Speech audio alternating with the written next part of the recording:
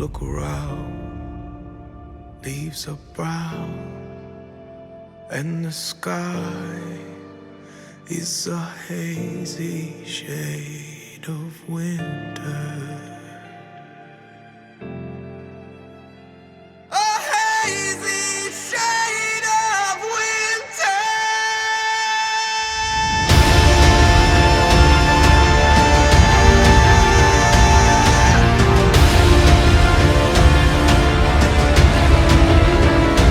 Look around, leaves are brown, and the sky is a hazy shade of winter.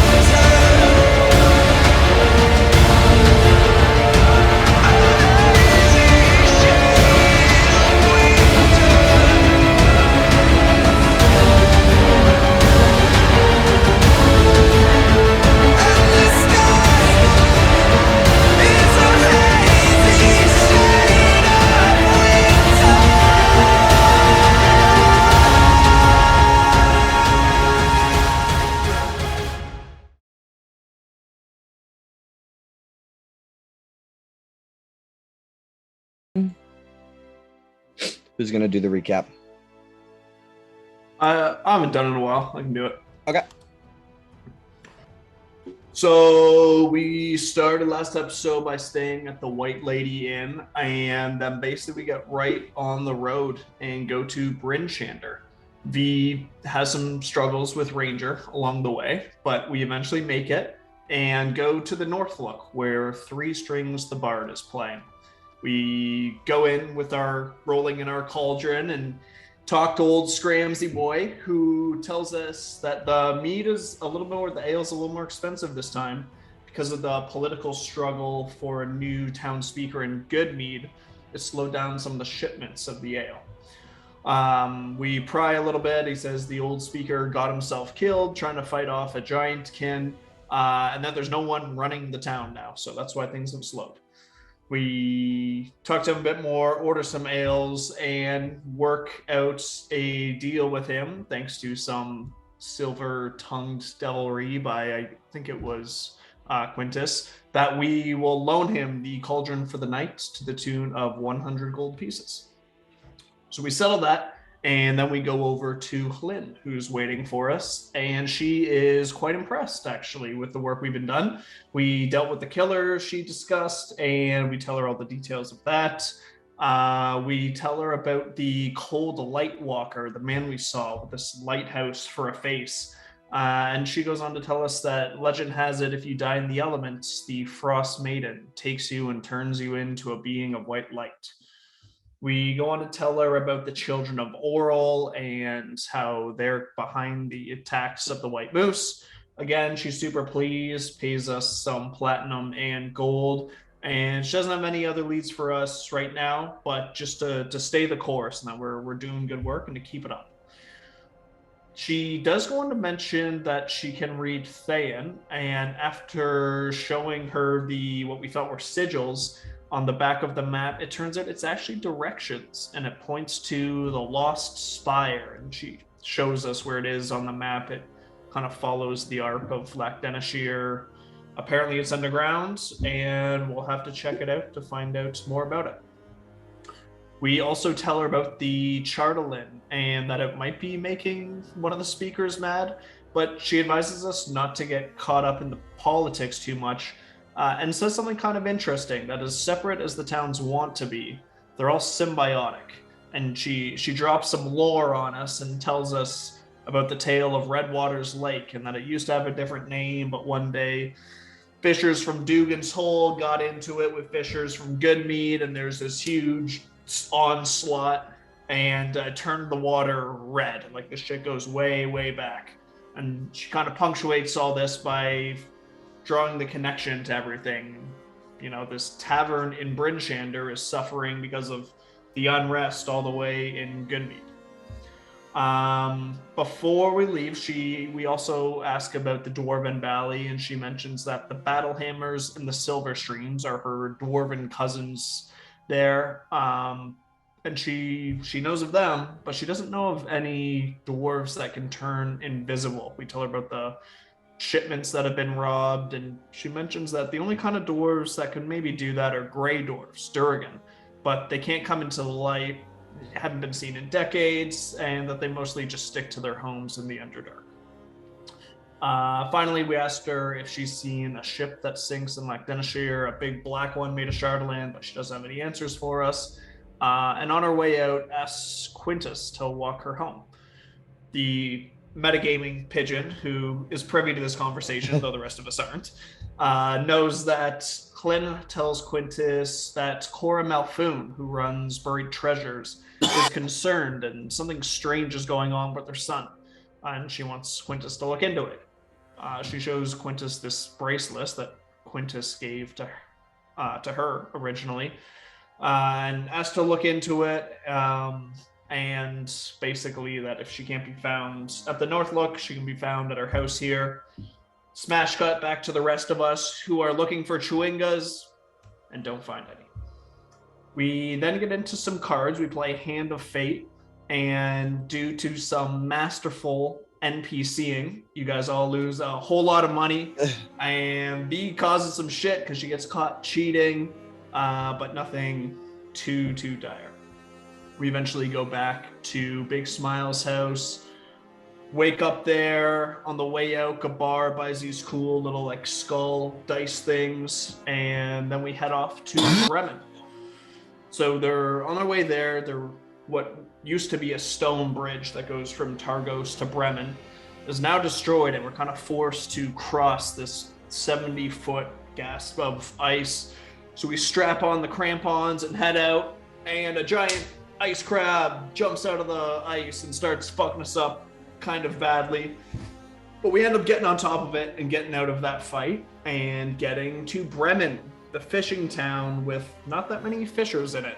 There's 3 huge fish houses that look nearly abandoned. And we walk through, which is the smallest town that we've been to area-wise. We do make it to Buried Treasures, the inn, and we meet Cora Malfoon, who greets us but looks stressed AF, and we take a short rest there. And I think that's where we ended. There's one last thing. V took the sled and Ranger, the Axebeak, around back to the stalls in a sort of pseudo stable, and the stalls have closed doors on them so that it keeps out the snow and the cold and stuff like that.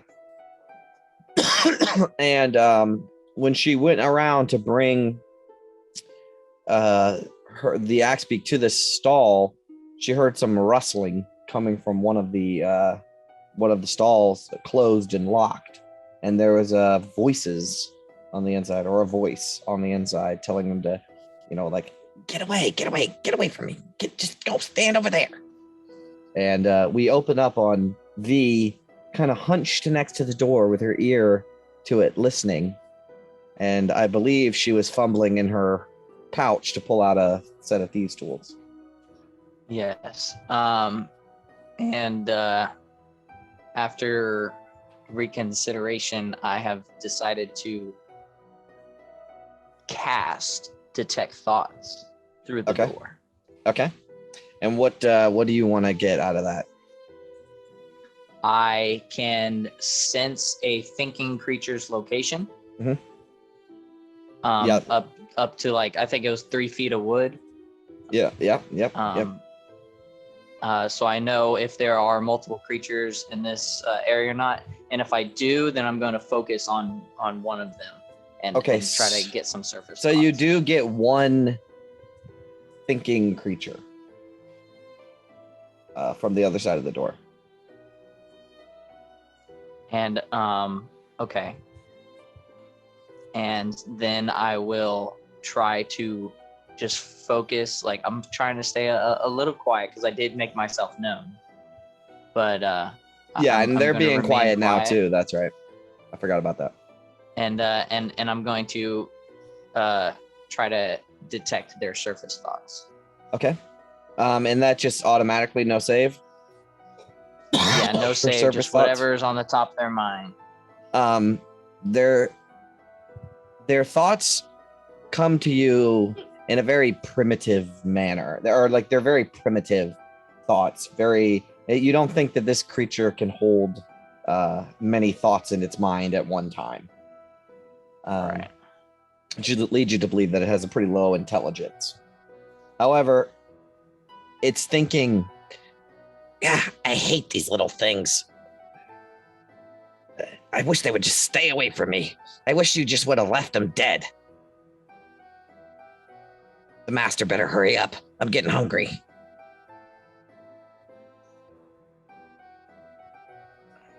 All right. After hearing that, And something to the effect of like, oh shit, we got to keep quiet. You know, somebody's on the other side, but goddamn, if these things won't leave me alone, I'm gonna lose it.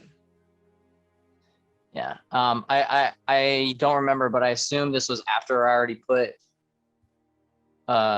Ranger like in a stall. Yeah, you can put Ranger in a stall already. Okay.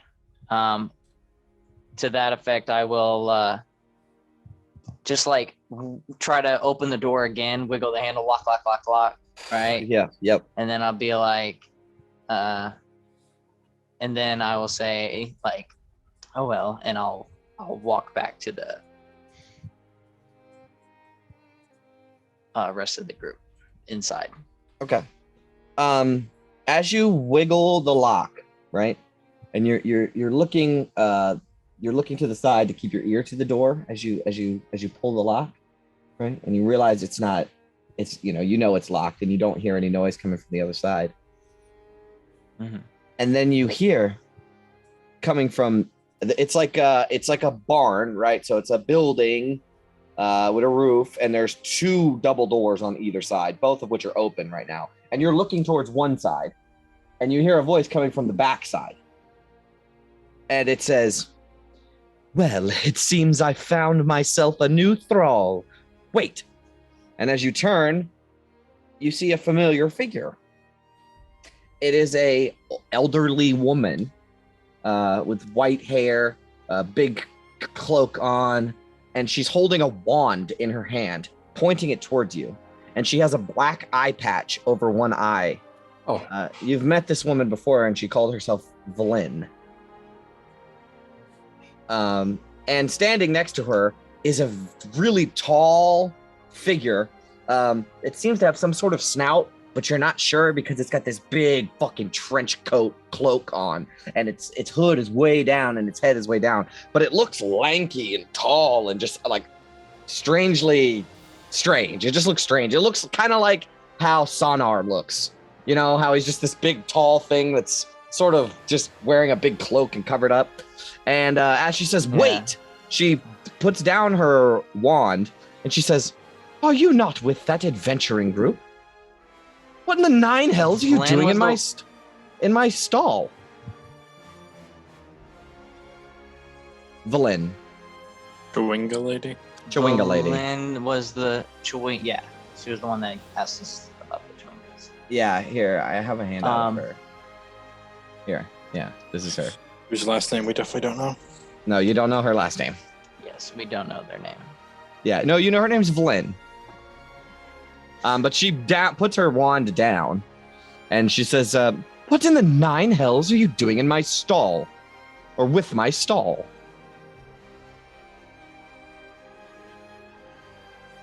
Vlyn, was it? Yes. That is correct. I am with that party. You asked us to look for Chewingas. What are you doing here? We are staying the night at the inn. I was just putting our... As am I. Why are you rattling the door to my stall? You know what? I Be heard gone, noises. child. Do you wish to be polymorphed into a slug? I think not. I have not the time for you or your dubious snooping at the moment. We will speak later at the 5 Tavern Center. Be gone. Do not let me discover you rummaging in through my personal effects henceforth. Be gone. I do apologize. Didn't know you owned this place. And I'll leave and Yep. Why don't you make a either perception or insight check?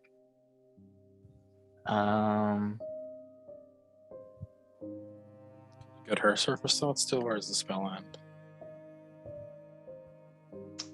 The spell does not end.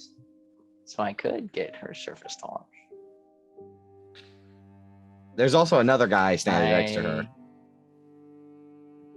No, you don't know anything. Okay. I do, as I leave, I do focus a little bit on her mind Okay. and try to gather her surface thoughts. Though she may have been speaking them. Yeah. It's mostly like, actually, you hear her thinking, I almost turned that one into an undead. That wouldn't have looked good on my end. It rhymed. Yes. Very strange things have just happened that I want to talk about. But yeah, you kind of walk past her, and that figure that was standing next to her that's taller than her, it kind of weirdly ambles to the side as you walk past it. Not getting a good enough look at it to know what the hell is going on with that thing. Does that thing have thoughts? You want to try? Yeah. All right, so you connect to her and get that, and as you're leaving, you kind of eyeball it and connect to that thing. And it's thinking, hey, God, I wish they would just sit still. Stop moving around so much.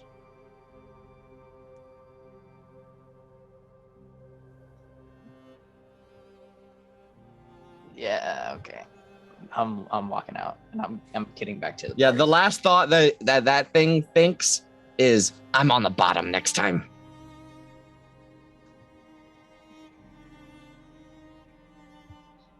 Awkward. Yeah, hastily. Yep, you rush your way back in, and as you come back into the buried treasures, again, this place is outfitted with the lobby is outfitted with things that have been pulled out of the Shangarn River. Driftwood, a shield of a Cormyrean noble, this random kind of mismatched stuff. You can see Big Smile sitting by the fire in a cloak that does not belong to them, warming up and drying off their clothes. And the rest of your party either split between their rooms or the main lobby. Who's in the lobby right now? Who's in the lobby right now? Sapphire will be. Big Smile and Sapphira, it seems. I'm still fucking cold from that crab fight. I'm drying off whatever clothes I can. I'm just kind of waiting at the bar, waiting for V to get back. Yeah, I'm eavesdropping, trying to figure out what's got Cora so stressed. But She is like going through different rooms and stuff. She seems to be too busy for you to like keep an eye on her. I will go up to the bar and sit next to Sapphira. So there is a lobby, right? Which has got chairs and stuff in it. And then off to the side, there is a dining room. There's not a bar. This isn't a tavern. It is a inn. So you guys can be sitting at like a couch or something that's in the main lobby. Sure, right? I'll be doing that then. I'll sit next to her and I'll mentally message Big Smile and just go, I might want to come over here for a moment. It's me, don't worry. Make my way over. Interesting circumstance. You all remember Vlyn, correct? The Dwarven woman with the eye patch. Winga lady. Right. Yes, the very strange one that gave us the lantern. Yeah, she's not a Yes. dwarf. She's not a dwarf. She's a She's a human. what? A Human. Okay, my bad. That's A okay. human woman. There we go. Well, she is here, apparently staying at this inn. I just encountered her in the stalls. She was with some. I don't know how else to put it, but a strange person. I tall. I couldn't really get their face, but They were at least 8 foot tall. Another big fella. 8 eh? foot tall? Small? 8. tall, close to Big Smile's height over here, except cloaked and mysterious. Another furball. But definitely not, I assume. Hmm. But I was getting a strange vibe off of her. She threatened me, basically. Not in a devious manner, but one that was like she was trying to just get rid of me in a way. I heard some noises out of a stall, some voices talking, and I went to investigate it, and there she was, interrupted me and shooed me away. That's interesting. You said she was inside this tavern. Apparently she's staying at the inn, yes. At the inn, I mean, yeah, at the Thinks inn. it's hers.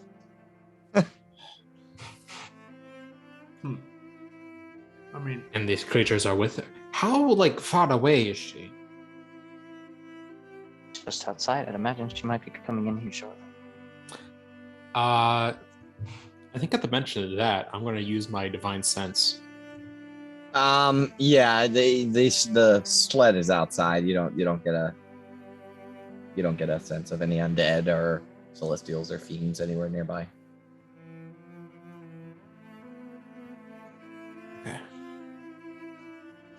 Maybe we want to strike up a conversation at another time, but I was just letting you all know what. Well, this was a couple of days ago, but you would know. She told you she was going to be in Bremen. Yeah, this is where we're supposed to meet her. Right. All right. I say, didn't she say something about us meeting here? no, I thought she was It's not making her way over to combat. Bremen. She seemed kind of strange when we met her. A little abrasive, She but didn't mention any strange characters accompanying her, but I suppose so. I think that means we just need to keep on our guard. Something like that is, something like that has some strange figures. I don't know. I'm having trouble trusting something like that around here. yeah, we're not one for making too many new friends. Seems weird. Maybe I'm just thinking too much into it, but Well, maybe So there's we'll- nothing wrong with that. Yeah, we can link up with her later, maybe. all right.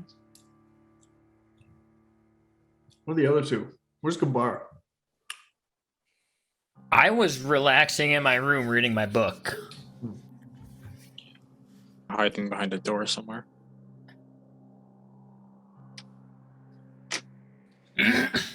Yeah, actually, we'll cut back to that. As you're kind of standing out in the hallway, Quintus, Cora comes out with a stack of blankets on her in her arms, and she says, "Hello. Is there anything I can do for you? Anything more I can do for you?" I was about to ask you the same. You look like you're pretty stressed out here running this place by yourself. Do you need a hand? No, thank you. I don't need a hand. You're a guest here at the Buried Treasure Inn. No need to help. I'm your host. And she'll kind of bow her head. Really, no, it's no issue. We've been kind of taking up a philanthropic line of work recently, anyway. Well, if you're looking for a job, I don't have the funds right now. I'm sorry. I'm truly sorry. All right, I'll let her go. Not push it for now. Okay. Yep. She Well, she'll say, "Is there anything that I can do to make you more comfortable?" No, we're all right. You've done more than enough. Thanks. Thank you. And she bows and heads off. Why don't you make an insight check?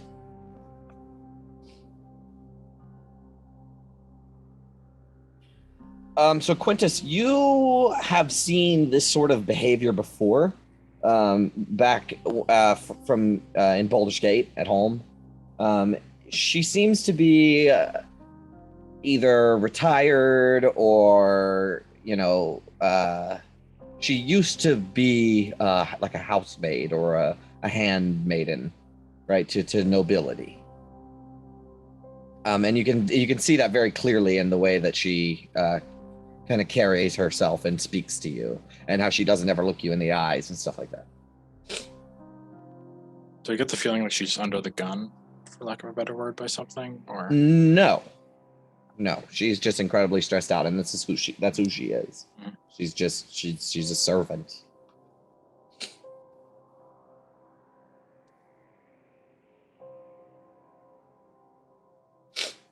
Okay. Is there anything you guys would like to do? It's 5 o'clock in the afternoon, so it's dark.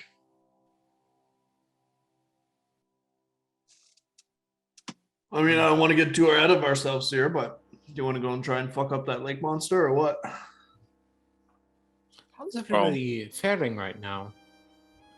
What's late? Seems a little late for I didn't that, see right? any. I mean, we go take a look. I Scout it figure out.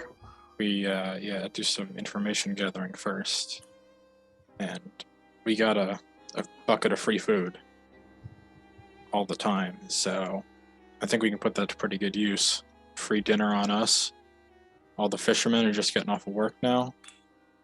I'm sure they'll be happy to tell us all about it. Not a bad idea. And there's that busy part of town. Yeah, what is Five it, 5 tavern. taverns? Yeah. And we go sit I up should- there. I should probably meet Nolan at some point. Yeah. Someone go wake Gabarro. Get his ass I'll out go. here. I'll go get him. I'm gonna try and find his room.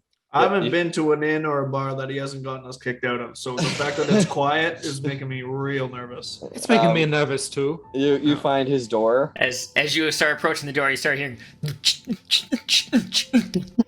from the inside. I'm joking. No, he's just on his bed, just reading a book.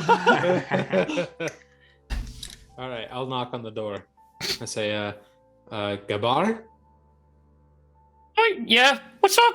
It's fire up. We're meeting downstairs. I'll kind of open the door a little bit and I'll say, like, we're meeting downstairs. Come whenever you're ready. We're gonna be doing a few things. Yeah, I'll be right down. Just got like a paragraph to go on this page.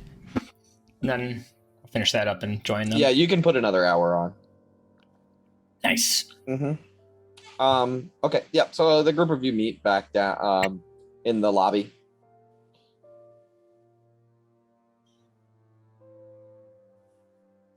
Bar, what have you been getting up to, bud?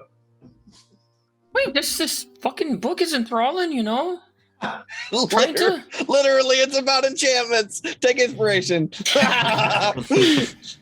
Bad puns. That was Nice. good. That was a good No, pun. that's great. Gotta love 'em.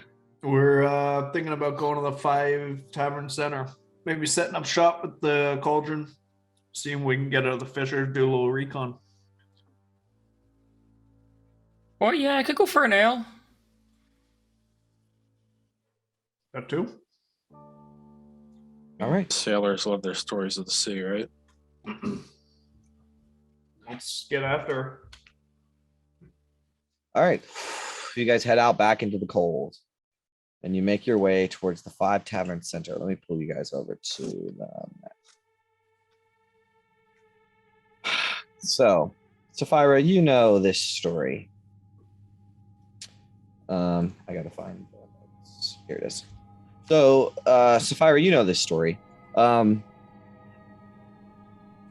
Actually, before I say that, you guys are walking towards the 5 Tavern Center, and you pass this like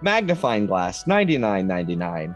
Glass orb with stars on the outside. Sort of looks like like the David Bowie glass sphere, and it's got these sort of painted stars on the outside. $29.99. A beautiful conch shell in perfect condition. $14.99. Platinum bangle carved with elven lettering. $59.99.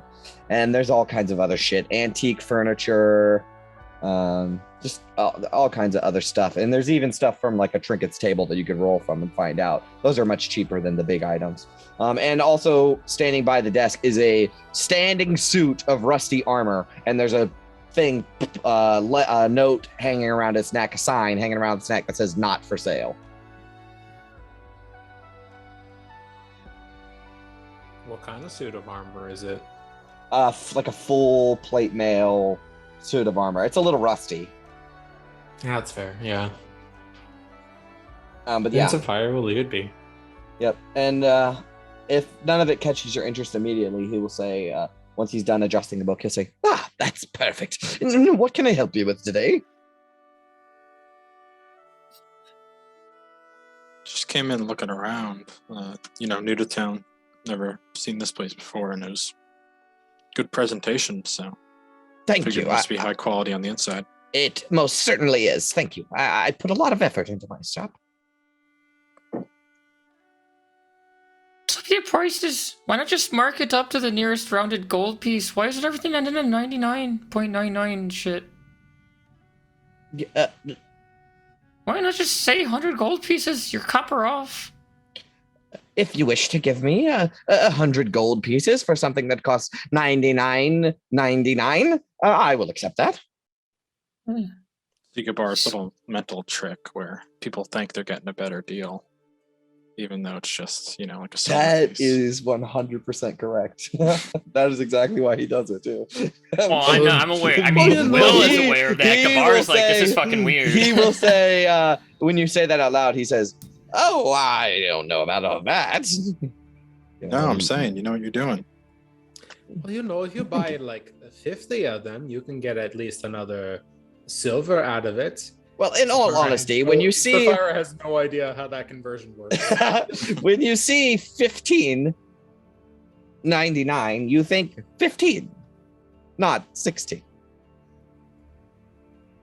It makes it seem cheaper than it really is, if we're being all honest here. But I will sell it to you for whatever, for a silver piece more, if need be. Sapphira Or looks the at copper. it. Sapphira looks at it and thinks like, that's a lot cheaper than I thought it was going to be. What's up with this here wand? I What's was about to going ask on with about it? that. Oh, yes. An excellent piece. It's carved from Risen wood. A very rare tree. And it does stuff. Let's see.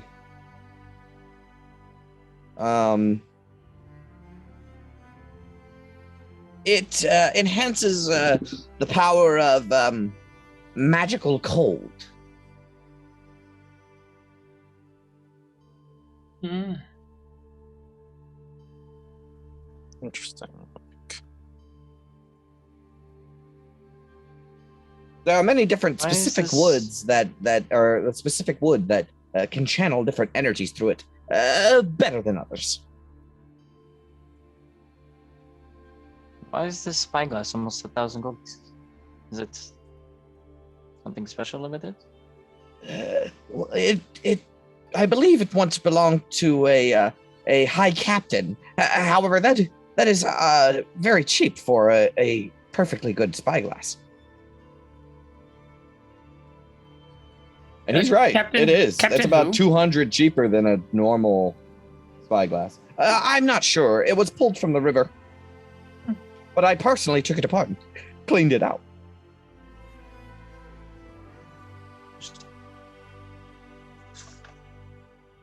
Have you ever pulled anything made of shards out of the river? Charred 11? I'm not sure. I've heard of it. Just curious. Are you a Mayor Dwalden specific guy, or you travel around looking for this stuff? Usually they come to me. Bremen is well known in the summer months for its seasonal flooding. It brings many things from the mountains before it empties out into the lake.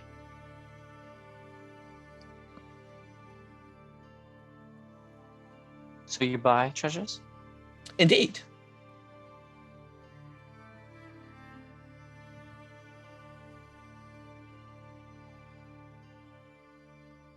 I got this here broken compass that I fished out of the river a few days ago. Let me see it. Let me see it. I pull out this broken compass that totally we didn't pull out of the river some time ago, but Where did it come from? Do you have it? Is I it, like, your don't thing? remember. Let's see. So like one I of the have- background trinkets. Oh, it was from where we found that gold ring that said "All My Love." So from the two Oh, dead people on yeah. the side of the road. Yeah, okay.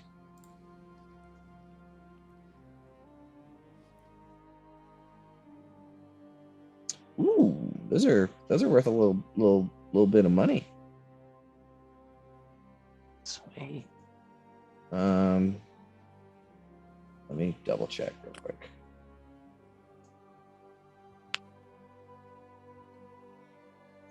Oh no, I was wrong. Not that much. He'll say, he'll look it over.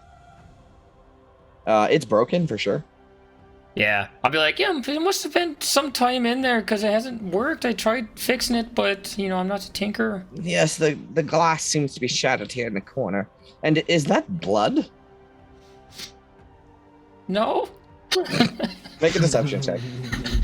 Back at glass. He must have cut himself. Deception. Yeah, I'll make a deception. Fuck it, I'll roll a 19 for a total of 20. He says, "Oh, very good." Then he licks his finger and smudges it off, and then he will. Actually, he doesn't lick his finger. He will take out this jar, not a jar, like a tube that he has, like a potion bottle, basically. That's not a potion, and he'll dribble some liquid on it and take out a cloth and like start meticulously cleaning the blood off of it and like meticulously cleaning, and then all of the sudden, you guys don't know when it happened, but he suddenly just became obsessed with cleaning this thing, and he's like cleaning the shit out of it, and he stopped talking to you altogether. So you're Don't interested? speak to him for a I'm minute, sorry. he might, fix it. I could. It is broken, so it would have to be So there's fixed. lots of stuff here, but I could give you 5 gold for it. you drive hard bargain. I accept. Very good, very good.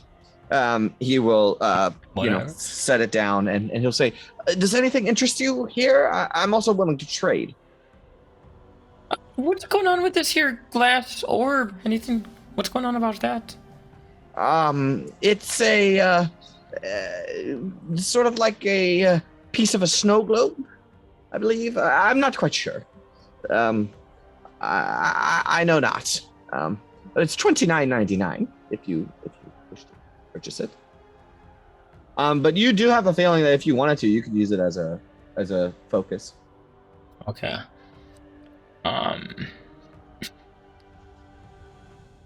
And just out of curiosity, what's up with the rusty armor that's not for sale? That's Mr. Wentworth. And he is? The standing suit of armor. Right, yeah. What's he got his name? It's just a decoration. I named it for fun. Plus, everything has to have a name. And you look around the store and realize literally everything has a tag on it with a name. At this Even like point, the stuff Sapphire not for is sale. What's that? Even the stuff that's Even not for sale? Yes. Yes. Everything has a name on it. Sapphire's looking at this. He's a like, label. He has a label maker just on quick draw. Yeah, buddy. At this point, Sapphire is just like suspicious of this armor, and she's just gonna do a divine sense. You do not sense anything strange in here. I just like look it up, and I'll be like, "All right, you keep standing there." There's no one in it. I know. Question. Comfortable job. Yeah, go ahead. Question on the focus. So that only replaces items that don't have a gold value to it. If something requires like a value, Correct. like the 100 GP pearl. Correct. Yeah. So I don't need a focus then. No, but you can use it for like somatic components and other material components. But you seem to be a material component caster. That's kind of your bag. Yeah, I use my component pouch for my stuff. Right. So basically, you wouldn't have to have a component pouch if you had a focus. Right, but I like my component pouch. Right. Exactly. So yeah, you don't need it. I'll just take the 5 gold. Sorry. What was your name again? Oh, I must have forgot to introduce myself. My name is Ewan Bolger. That's B-O-L. Although, he leans back and pats on his belly. Big smile on his face.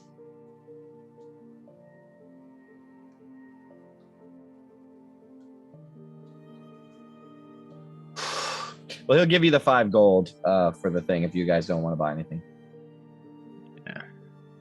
He was thinking no point in giving you the gold back if you're going to buy something, but if you're not, then he'll give you the gold. Is there anything else you would like to do in here? Look at, buy? What was the stone again? Stone of something? Stone of skipping. Does it look like a regular rock? Yes.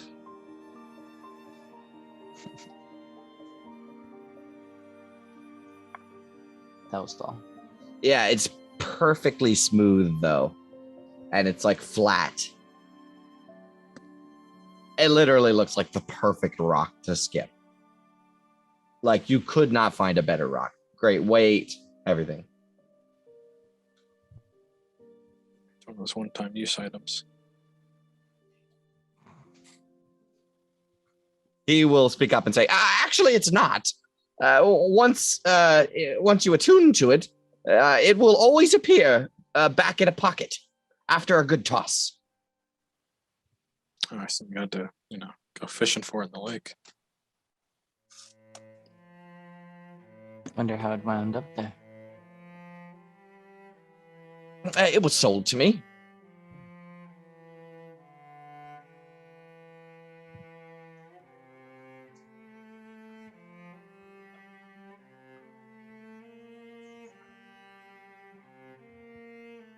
Anything else? I'm good. Yep. Says, well, best of luck to you. I'll see you again sometime. Indeed. And he will follow you towards the door, and as he goes, he will adjust everything that you touched in the store back to its original positions. Everything a quarter of an inch, he moves something, and stuff like that. Immediately sweeps the rug and stuff as you leave. How long has your shop been here, by the way? Oh, many years. I've owned this place since my father made it, or owned it years ago, or created it years ago. Interesting. Well, we're staying in the inn across the way. We may see you again soon. Well, if you find any other treasures, I am more than willing to purchase them. That reminds me, and he will go back to the desk and begin fucking with this compass, cleaning it and obsessing over this little object. Yep. And now you want to head to the 5 Tavern Center? Yeah.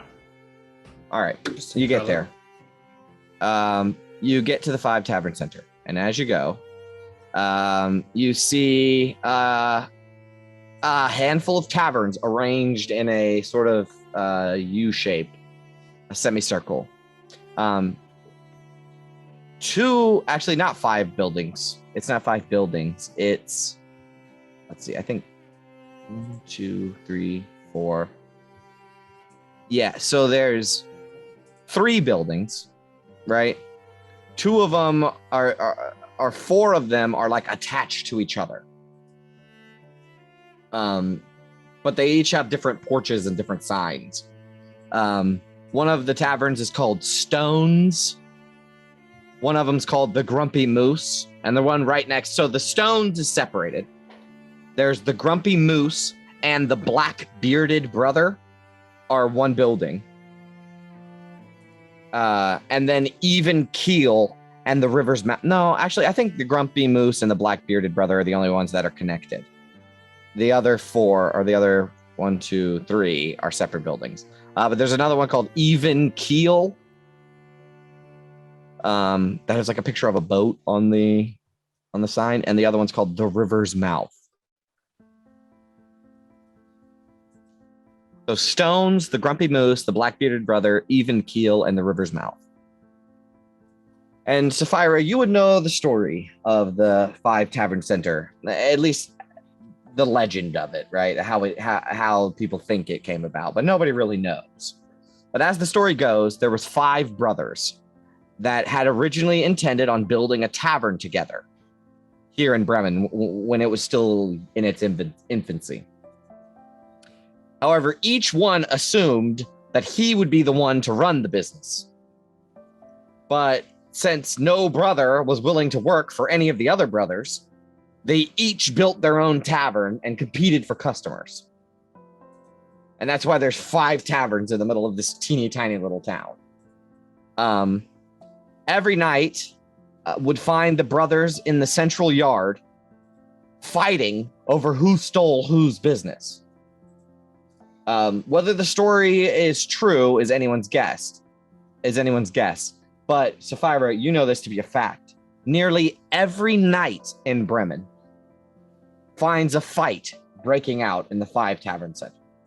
Nearly every night there is a fight here.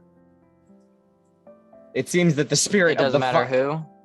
No, it's never. The 5 brothers are long and gone. Nobody really knows who the taverns are named after.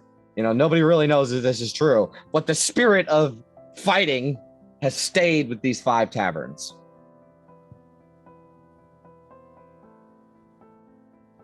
That's fine. Yeah. And who knows if that story's true? I don't even know if it's true, but yeah. But you can see the lights are on in each one, smoke pouring out of all the chimneys, and it is your choice. And even some customers beginning to file in. So it's up to you guys where you want to go. Which of the 5? What was the last one? Be Rivers what? The River's Mouth. That one looks a little subdued as compared to the other ones.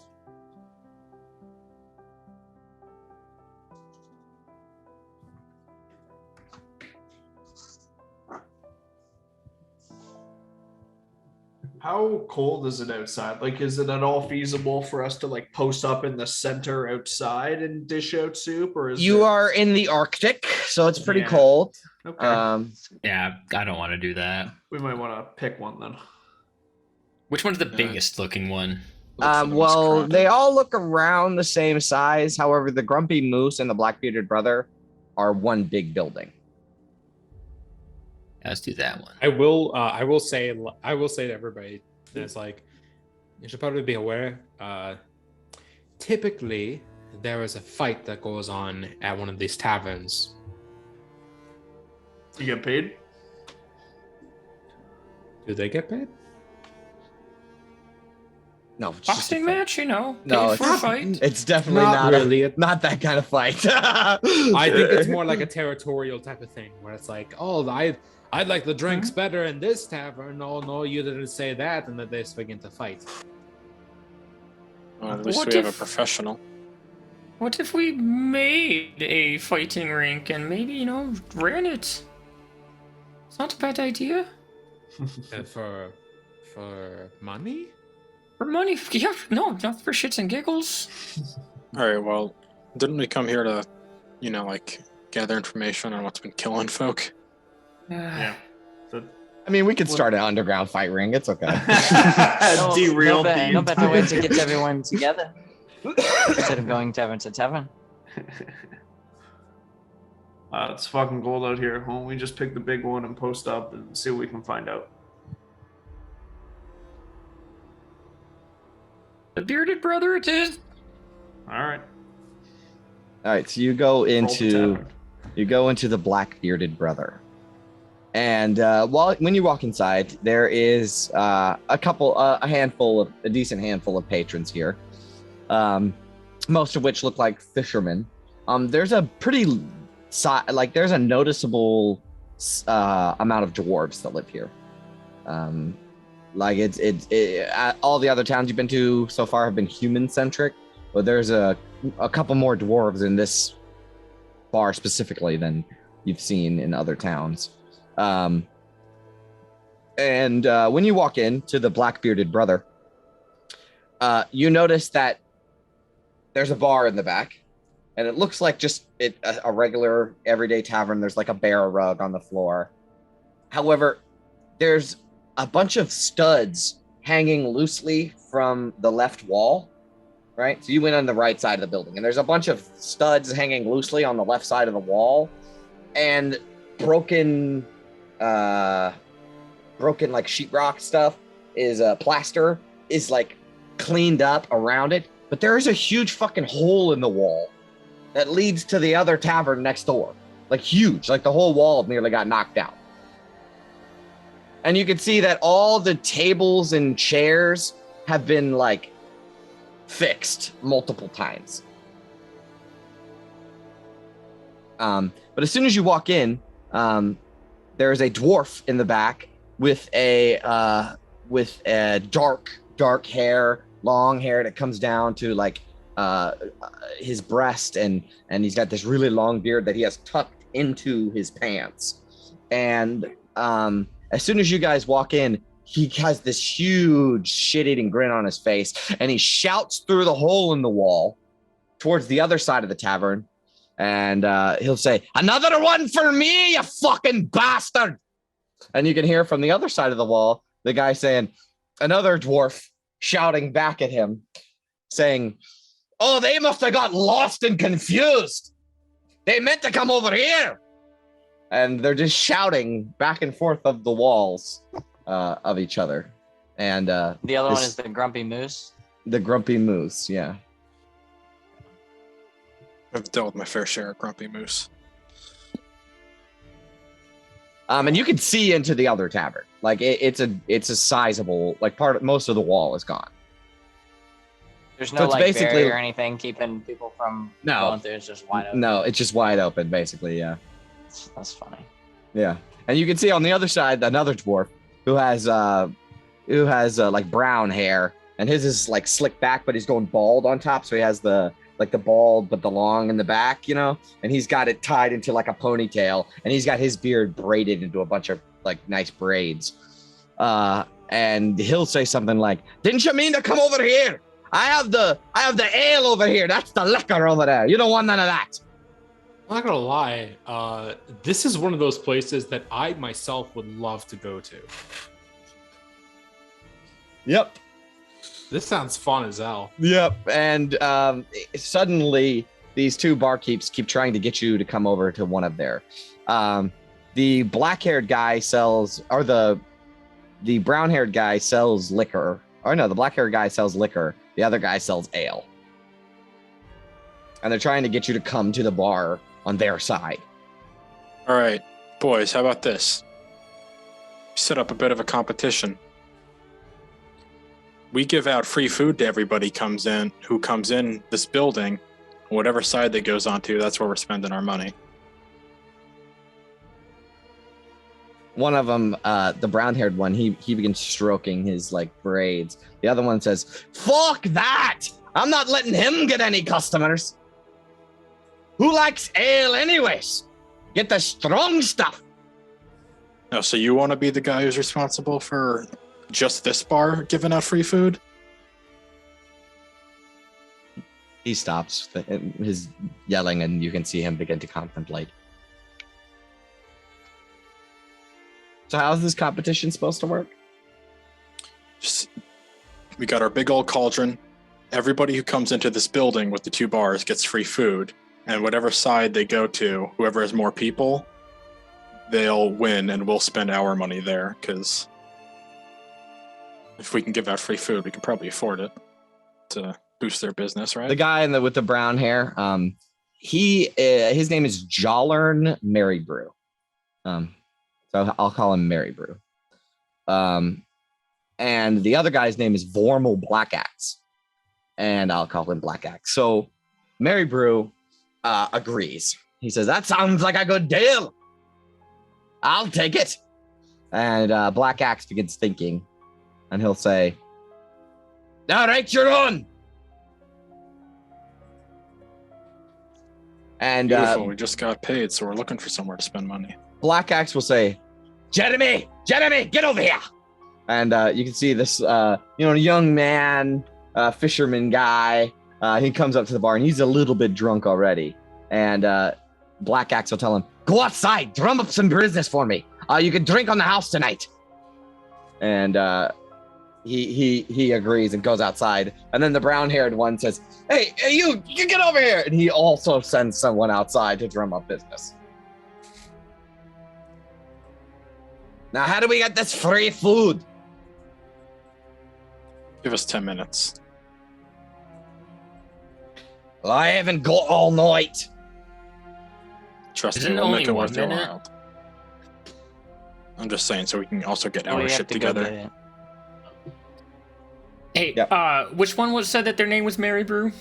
The brown-haired guy. Last name? That's his last name, yeah. His first name's Jollern. Can I walk up to him right quick? Yeah, you go onto the Grumpy Moose side, and he begins laughing. "Ha ha! Told you, Blackaxe!" Right, you're the one with liquor, right?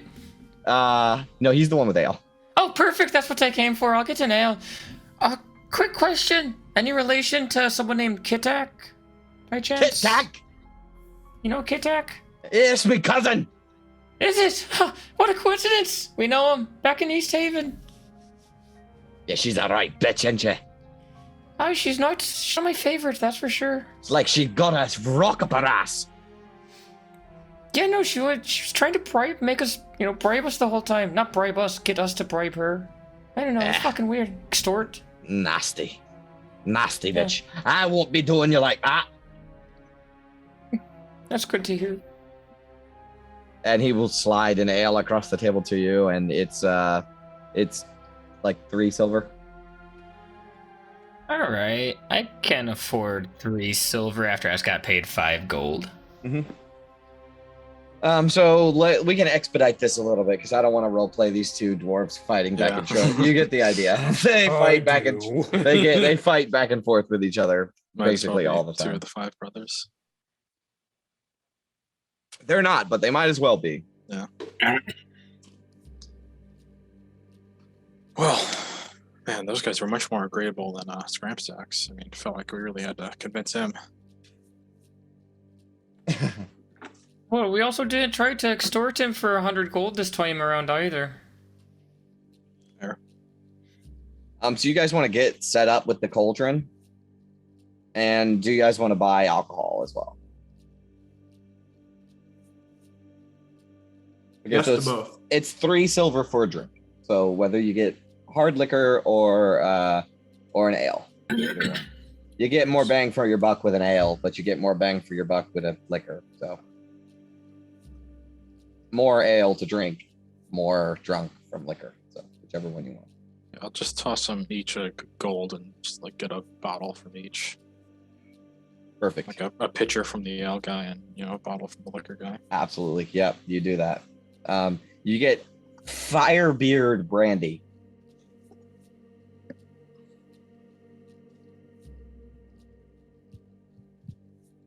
All right, so I figure we just set up our little spot here and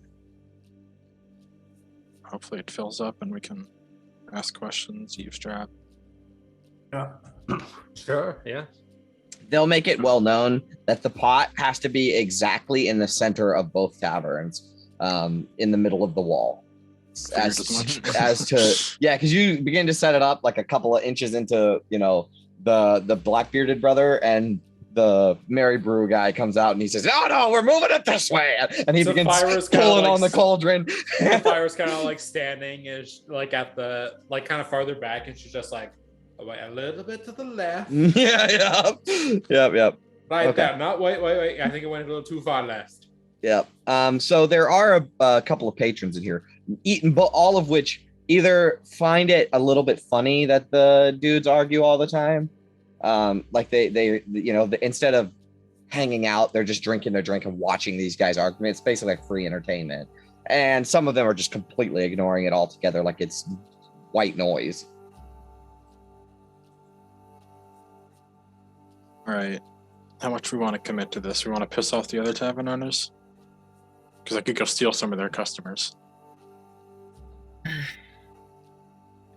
Why don't we see what information we can gather just from...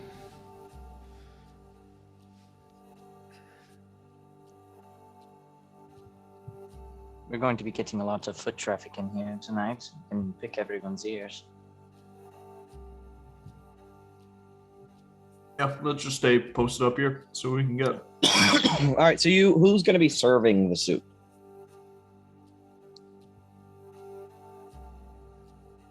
Fuck it. Yeah, I can do that. Okay. So they set you up with a ladle, and both dwarves at the same time bring you a ladle, and they're like, "No, he's using my ladle." The other guy's like, "Fuck off! He's using my ladle," and you end up having to use 2 ladles and 2 separate sets of bowls. God. Okay, just scoop it with your hands. But yeah, you do drum up some business over the next hour or 2. I mean, how do you guys want to handle time? Do you want to just like hand wave a little bit of time and have people come in and you guys do other shit in the meantime? I'll talk to some patrons that come in that look okay. We'll have a sort of montage then. How do you? So I think Big Smile, you're going to be handling soup. Yeah, I'm not really on talking duty, just delivering. Okay. Gabar, what would you be doing? I'm gonna go up and I'm gonna walk around and drum up my past experiences as a sailor as well, and being telling them all the harrowing tales of danger and adventure that I lived on off the Sword Coast, and see if anyone pikes back with anything around the area here that sounds dangerous. Okay. I'll get back to you. Quintus? I asked this question to Sapphira, but Jay's probably one to answer it. What town is Bremen's biggest rival? Like how Tourmaline and Targos were at each other's throats, or do they not have one? They don't have one as much, although they don't like Targos. Right, they also don't really like Lonely Wood that much either. I want to start drumming up anger that people have about maybe Targos encroaching on their fishing stuff, and I want to play into the conspiracy angle of maybe this is Targos people trying to fuck with them. Yeah. Think it's a lake monster. That's perfect. Okay. And then what about you, V? You said you want to talk to some patrons. Yeah, some rougher looking guys. What's your approach? Try to get on their nice side a little bit. Oh, like a flirty kind of thing? Yeah, and tell me your big bad war stories. Right. Okay. And then Sapphira. Sapphira is going to she's gonna help serve some of the food as well, and she's just gonna where's everybody kind of split up right now? Yeah, I mean everybody's kind of split up. You can just kind of with their own groups. Yeah, I mean I'm right in the middle. Yeah, you can go and be with anybody too if you want. You can help people or whatever you want to do. It's up to you. I think she'll kind of split up as well and kind of just ask around how everybody's experiences in this town, and probably ask a little bit more about the lake monster. Okay. So you just want to see if you can gather specifically about the lake monster. Nobody's asked specifically about the lake monster. You just kind of want people to tell you about the lake monster first. You'd want to bring it up. But Sapphira is specifically asking about it. Okay. We will start. So we get, some time passes and customers do begin coming from other taverns to get some free food. And it can feed 100 people or something, right? It's 4 per gallon, and it can hold 30 gallons. Yeah. So 120 about. Yeah. So, yeah, Okay. the So whole town? you won't run out of food. So yeah, you begin serving people free food and even seconds and thirds, food wise. Most of these folk look haggard, and some of them even a little put off or frightened. Most of them look like they haven't been out on the ice in a while, out on the lake in a while. So we'll start with Gabar. Gabar, you wanted to talk about your past experiences as a fisherman, right? Well, yeah, like I'll drum up some Or as bullshit a, about like as a pirate on the pirate, seas right. off of Luskin and all the dangers we faced, and be like, is there anything dangerous out on the mare? Like that's good equivalent to rogue pirates and krakens. Yeah, so you do get this one guy who begins saying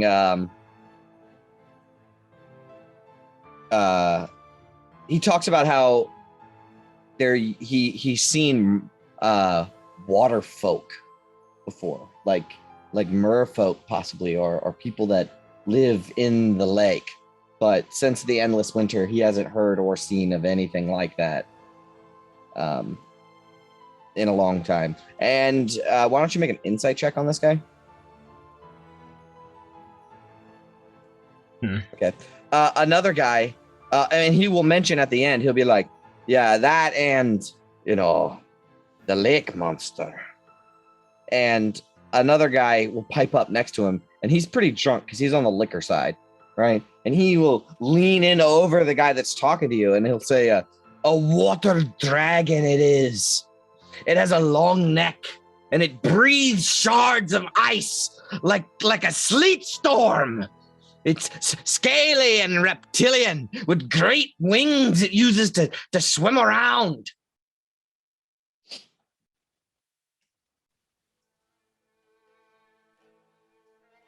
Do I recognize like any either creature or like even like an old sailor's tale about shit like that? Arcana, history. They're the same for me, so I'll go history because that sounds more like history. 13. So you've heard of different types of dragons that live in the water, for sure. There's a few breeds of dragons that actually breathe underwater, or are adept swimmers, keep their hordes underwater.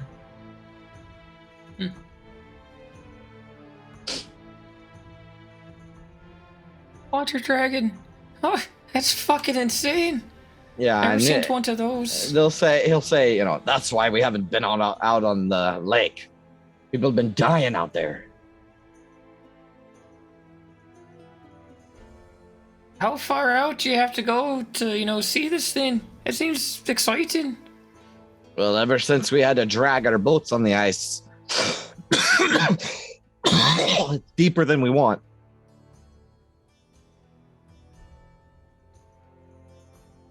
Because you guys have noticed that the harbor is also frozen here, as well as most of the other towns that you've been to so far. Merfolk and water dragons. Did I ever tell you the fucking kraken I saw? And we can move on to the next guy. Yep. You begin telling about the kraken that you saw. You get rolled eyes from some guys, but actually make a performance check. Let's see if you do get any rolled eyes. I am not good at those. Natural 20. You have enthralled a group of grown men staring at your tiny form, just like completely enamored by this tale. I recount the entirety of the second Pirates of the Caribbean. And you're Jack Sparrow? You can... Yeah. Exactly. Oh, that's perfect. I love that so much. That's good stuff. Okay. And then we move on to Quintus. Now, Quintus, you said you wanted to go the political Targos angle. Yeah. So this one's a little bit trickier because you're trying to go about it in a roundabout way, right? Yeah. So what are you saying idea exactly? Was to skill-wise use deception and be like, we just came out of Targos, and we were snooping around a bit, and there's this weird fucking shit going on. Apparently, there's rumors there that they're planning excursions to like hunt down Bremen fishermen and keep them out of their waters. Oh, okay, yeah, like a fucking fake news type thing. Yeah. Make a deception check. And like, yeah, pretty much gauging their reaction. Like, is that fucking crazy or is that something believable? 11. All right. So you kind of walk around and you get a lot of like, no, that can't be. Like that can't be. You must have misunderstood, right? However, you do find one guy, right, that has like a lazy eye, right, and he's old as fucking dirt. And obviously, this guy has been fishing all his life, and he's missing a bunch of teeth. And he's sitting on the ale side, the angry moose side, right? And as you kind of talk about this with a different group, he pipes up towards you, and he'll say, "I think you're right. Methinks the gutless bastards in Targos are hunting ships on the water when no one's looking. I ain't no monster. Just hard-headed fisherman with a grudge." So you do seem to have at least one person that agrees that it might be people in Targos.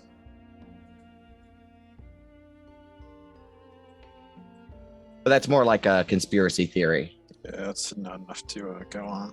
Right.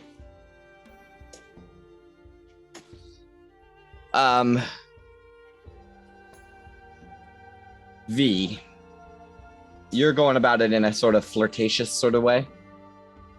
Yeah, so I'm like, I'm pretty good at spotting like who's who, picking people out of crowds. Right. I want to find like maybe a guy that has the funds to drink a little bit more than others. Maybe isn't out of business. One that's might still be working. Okay. A tougher looking dude. So here's what you find. Every bar has its champion, right? And you see that this bar's champion, the Bearded Brothers champion, is a really big, burly dude with hairy chest kind of guy. He's got a unibrow. And he looks like he's very physically strong. And he has a bunch of people sort of gathered around him just from his presence being there. And you can tell immediately that obviously, first of all, this guy has money, or like he's kind of like Abademi Tindaji, right? Like he like draws people to him. And he's got like a woman at his side too. You know what I mean? So you pick this guy out immediately as like, oh, he's probably like the playboy of the town, but he's also kind of the big buff guy that he might be one of the guys that starts the fight every night. You know what I mean? I'll laugh obnoxiously loud at one of his jokes, right, and catch his attention a little yeah, bit. you get the idea that his name is Carter.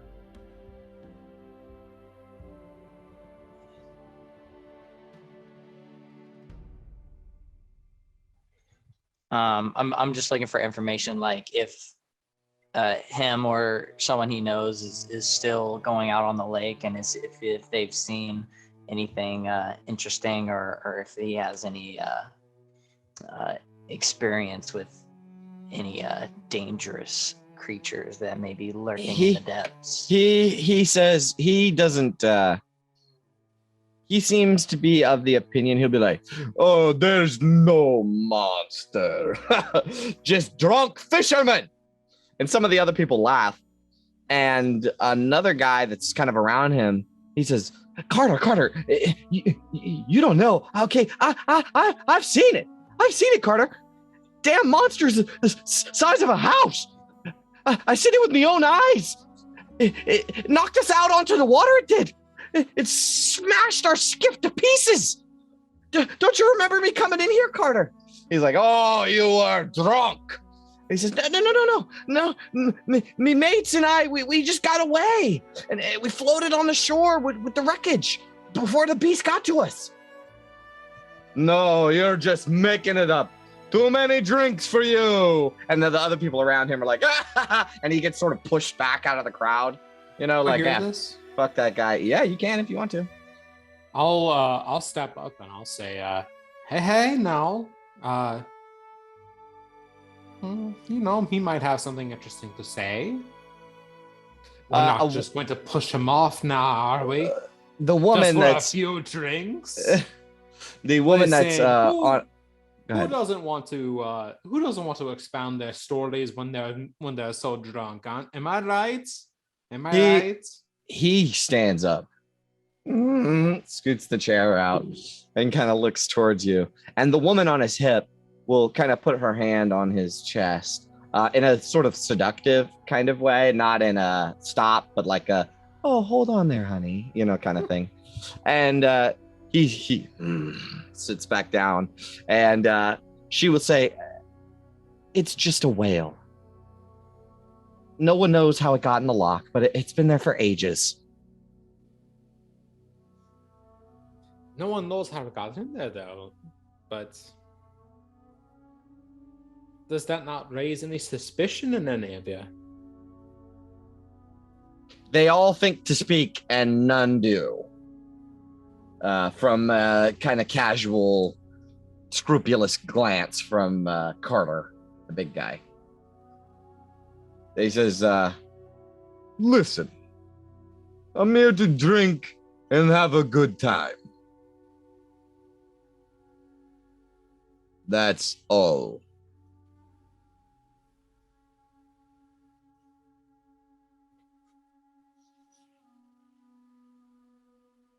If Sapphira is catching Carter's attention, Definitely. can I approach the guy that was kind of like pushed back? Yeah, he's like this scrawny looking dude. I'll just say, so you said you've seen a monster? Well, not exactly. But it attacked our boat. How so? It smashed down on us. Me and me crewmates.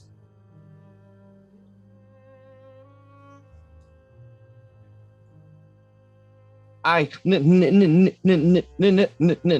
nearly got frostbite.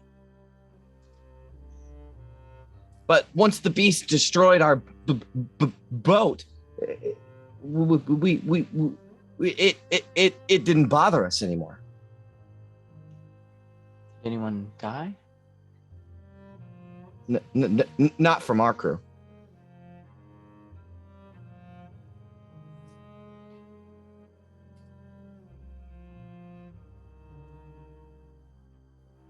That's all you noticed was something smashing down on the ship. Was it a tail? Was it a limb? What was it? Did you see?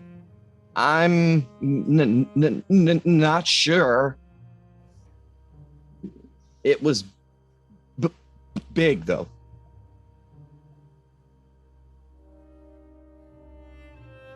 You were just out fishing?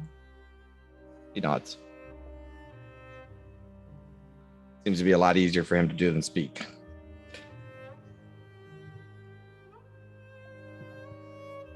How long ago was this? Two 10 days.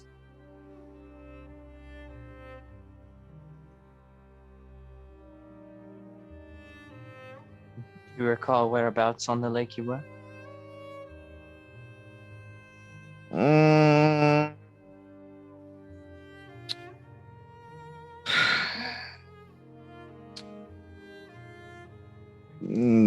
In the lake. I mean, I don't. There's North there's side, no. south side. I mean, 30% of the lake is, or like 40% of the lake is covered with ice. So there's not much lake to speak of. Have you had a bowl of soup yet? No. It's free. You should go get some. It's quite delicious. Thank you. I will. And he'll go off to get some. And as Sapphira, how do you just stay around? Because this guy keeps fucking mean mugging you. So this guy kind of just said, like, I'm just here to drink and all that. Yeah, he's And here to Sapphira- drink and have a good time, and he doesn't want to talk about lake monster that's been murdering people. And I just kind of say, like, I get it, but some place like this small, and everybody has to know somebody who's walking out at the piers, right? A friend, a sibling, maybe.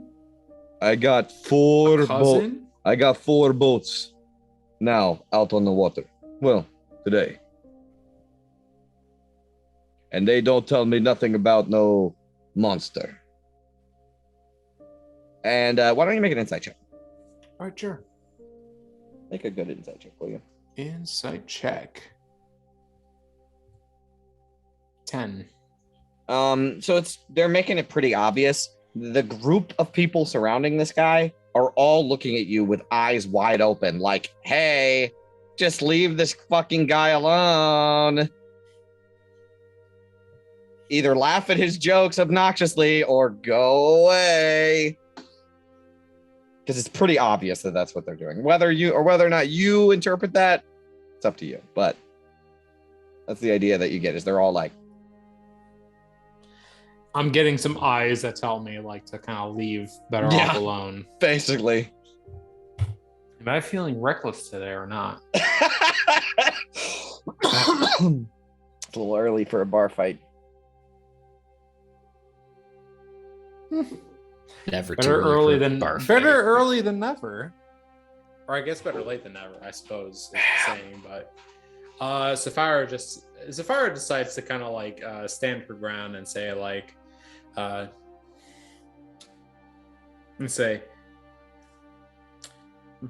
by the way you're talking right now, it sounds like somebody is hiding something from me. Why don't you mind your business, Rockface? And some of the other tavern patrons uncomfortably.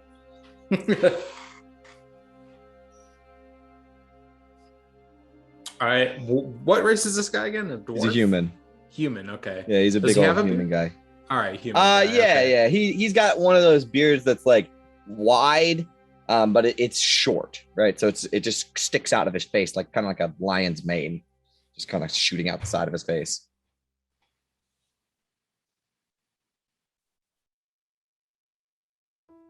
Not feeling brave to tell me, little lion man? What did you He call me? laughs at that one. Some of the other patrons do too. They. What did you call me? I just kind of shrug and I say, like, I say, you tell me. He grabs his drink, which is an alcoholic beverage, right?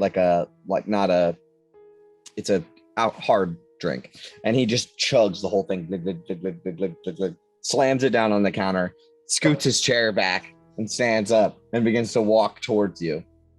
Is there anything you want to do before he gets to you? You want to try to diffuse it?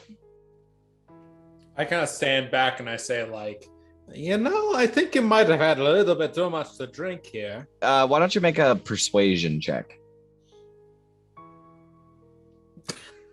All right. 7. You get punched in the face.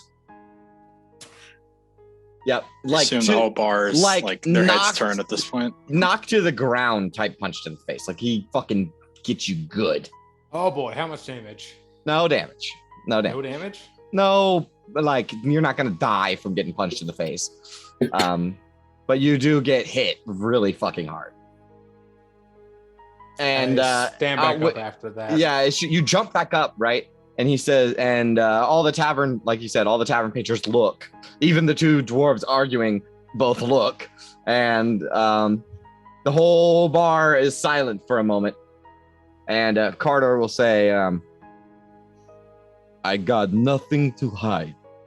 I'm just trying to enjoy my drink. Can I make Leave an me insight- alone. Can I make an insight check on that? Yes. Oh my god. You don't think he has anything to hide. He's just an asshole. No, I'll put it this way. He's a huge asshole.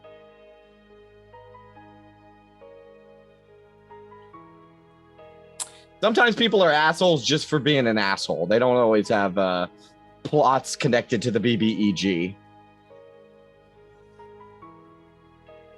So like she gets punched in the face. Definitely. She goes down. Definitely. You And jump she back kind up. of she stands up after that.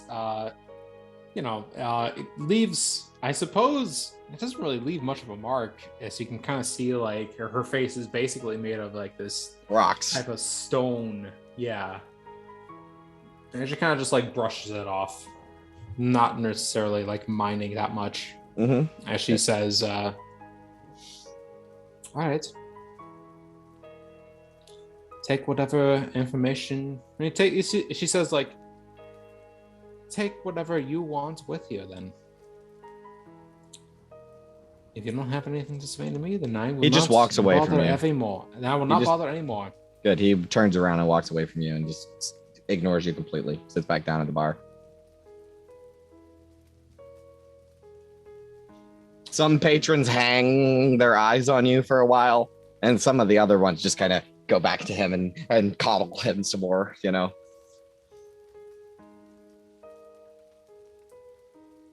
She just kind of like, she like adjusts her coat, and she just kind of walks back and says, I guess I didn't really get anything out of that. You do get one patron that walks up to you, Sapphira, and she'll say, it's a woman. And she seemed separated from, this whole thing with Carter. Actually, she was listening to the tale that Gabar was spinning until this fight started and everyone stopped. Even Gabar stopped telling the story. And he was like, wait, I didn't finish telling you about Davy Jones. I was just getting the good part. Yeah. His heart is in a chest. And but when everybody stopped, she kind of walks up over to you and she says, yeah, excuse Carter. He's just an asshole. I have to tell you, what you're asking about, this monster, it doesn't exist. It's a curse. A curse upon Bremen. The fishermen, they must have done something to anger Oro, and she's the one who's sinking the boats. Are you sure this is an issue regarding oral? That's what I believe, anyways.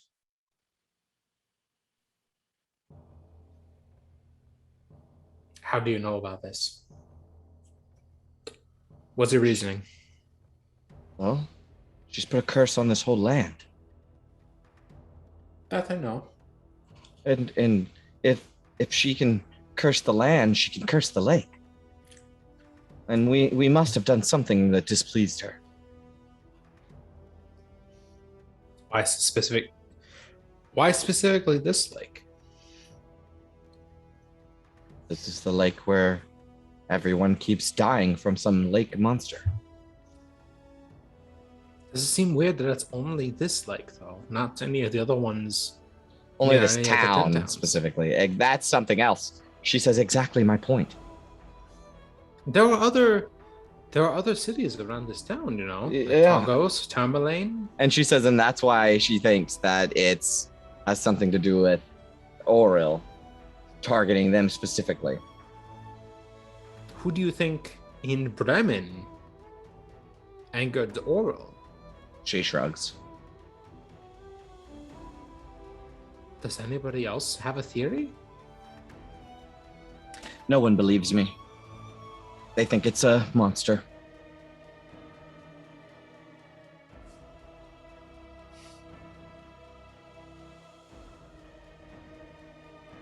Seems kind of weird that a monster is only able to attack people in one town, in a lake that surrounds, in a lake that has 3 other towns surrounding it, right?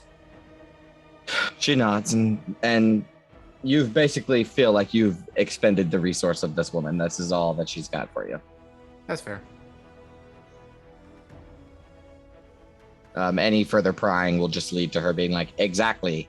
It's so strange and unusual that it has to be oral, right?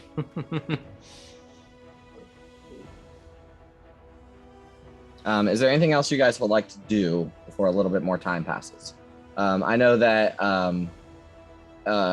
Big Smile, you're serving food.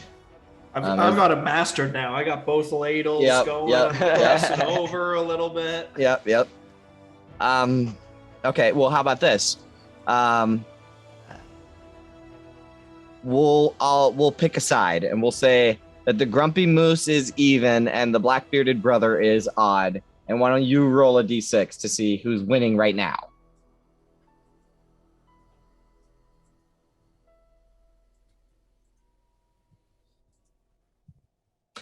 The grumpy moose is winning. The brown-haired Mary Brew is winning right now, and this is just fucking irritating the shit out of the fucking Black Axe Tour. And they constantly leave their post at the bar to like check out the situation at the food, and they're like, no, give him some more. You know, you're just having a hell of a time trying to fucking feed all these people because these dwarves keep making it really difficult for you. And then, you know, he'll go, that guy got a second bull. Does that count for my side again? You know, stuff like that. They just like argue with each other a lot. Although you did notice the whole bar shut down when Sapphira started to fuck with this big bulky guy. Is there anything else that you guys want to do in the meantime, or can we move to like the next story beat? Okay. After a while, a woman that all of you recognize as Valin walks into the bar. She walks in on the grumpy moose side, and she sees you guys like, this is like after an hour and a half or so, maybe even like 2 hours of this. And she walks in, and next to her is this figure, which I described before. It's a fucking, like, got this huge cloak on. There's like some kind of snout coming out, but it's covered with a scarf. And there's a big hood on it, and it's like 8 feet tall. And it awkwardly sits down at a table, like shifting weirdly, and sits down at a table. And Valin goes and gets a drink and sees the group of you. And she will say, I thought I would see you here. She says to like the dude serving food, Big Smile. You guys see her if you want to like wrap it up and come visit her. Yeah, I'll go over. Yeah, then I entered the really shitty part where somebody gets eaten by the crack. I gotta go. Okay. Sapphira, V, you guys circle up. I won't. You won't? Okay. Did you stay around Carter? Or are you still like kind of hearing his? Yeah, I stayed around there. I was like, so he "Man, owns. you sure shared that bitch, huh?" Yeah. So yeah, you get the idea that Carter owns a couple of bigger boats here in Bremen. Yeah. After this, I did want to talk to him about that actually. To Carter? Yeah. Okay, after Valin? Yeah. Okay. And then Sapphira, you come over too, right? Yep. So you guys are circled around the pot. Big Smile, you still have to serve people coming in, and people coming back for seconds and stuff like that. And she says, she points over towards V, and she says, I found that one snooping through my stuff earlier today, my effects. At least trying to get into my stall. Do you know anything about this? I'm sure she didn't mean anything by it. I probably didn't even know it was yours. Did you bring me my chewinga that I requested? Haven't had any luck with that so far. We've been lighting it up around East Haven and stuff, and nothing. She rolls her eye, and she says, as my family always said, Success is missed by languorous people because it is dressed in a leather apron and looks like work.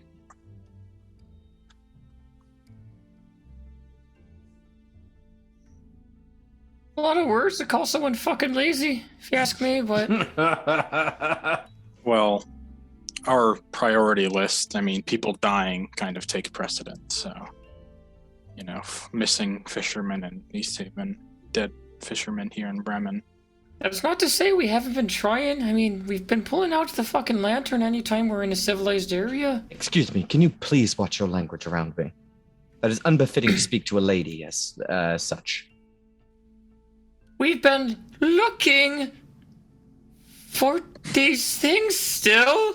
Don't hurt yourself, Kabar. I'm trying. It's hard. You have to forgive him, he's a sailor. I could assume. Well, come back to me when you have one, she will say.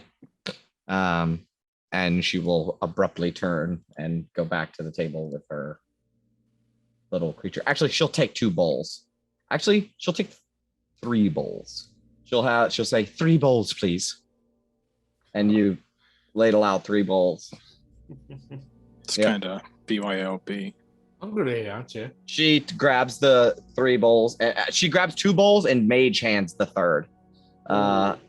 As she carries them over to the table and slides 2 of them over to this strange man thing at the table with her. You know, I'm still not quite sure happy about like you do that. I said to the others.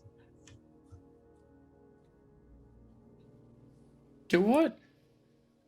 The multiple hands thing.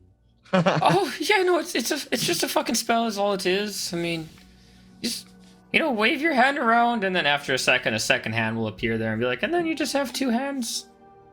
Wait, do it again, but slower? Verbal and somatic. Yeah, so I say an incantation as I draw some symbols in the air, and then as I, push it forward, a second hand appears out of there, and it sits there for a second before I wish it away. Fuck. What, are you trying to do something with it? I've always just kind of been able to do that shit after I see it, but... Here, you try it. Here. Okay, you ready? I'm gonna do it one more time. And I'll go slowly wave the incantation and forward it. A minor illusion of a hand appears. Oh, neat trick. Picking up magic that easy, huh? I don't fucking get it. Sapphira resigns after trying a couple of times to summon a mage hand. Okay, so this woman is sitting at the table, and she's almost laughing to herself at your petty attempts at cantrips, and she's eating her soup, and Keep laughing. and I she's with say. this like Keep really laughing. strange being. Is there anything you guys would like to do with that, or should we move on to V's conversation with Carter? I don't remember her being such a huge bitch last time we met. Well, I don't know. She was kind of abrasive, if I recall. She was a little bit. She wanted something out of you, though.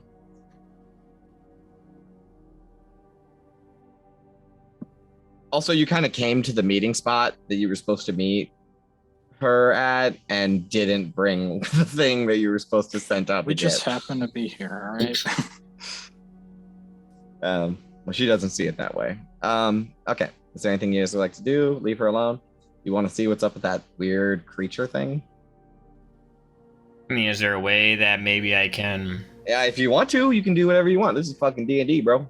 So I did the divine sense before. I was not able to detect that this thing is like a celestial fiend or you would have to do it again, right? Because you did that way earlier. Well, I did earlier, but like it was a 60-foot radius. inside, he was and- Inside, and it was outside, yeah. And also, so you can't see things that are behind total cover. Really? Okay. Yeah. Okay. I have an idea. Well, it's good to Probably know not a- now. Probably not a good idea. It'd be very... No, that would probably get her fighting us. I'm not going to do it. Yeah, she looks like a mage of some repute. Some high renown. Yes. She did also mention, like she said, "Oh, as my family has always said, blah blah blah blah blah blah blah." That's another thing you caught on to. I don't know how much we want to fucking fuck with this guy. You know, you could just try to make a perception check and just keep your eye on him and see if you see anything strange. What fun is that?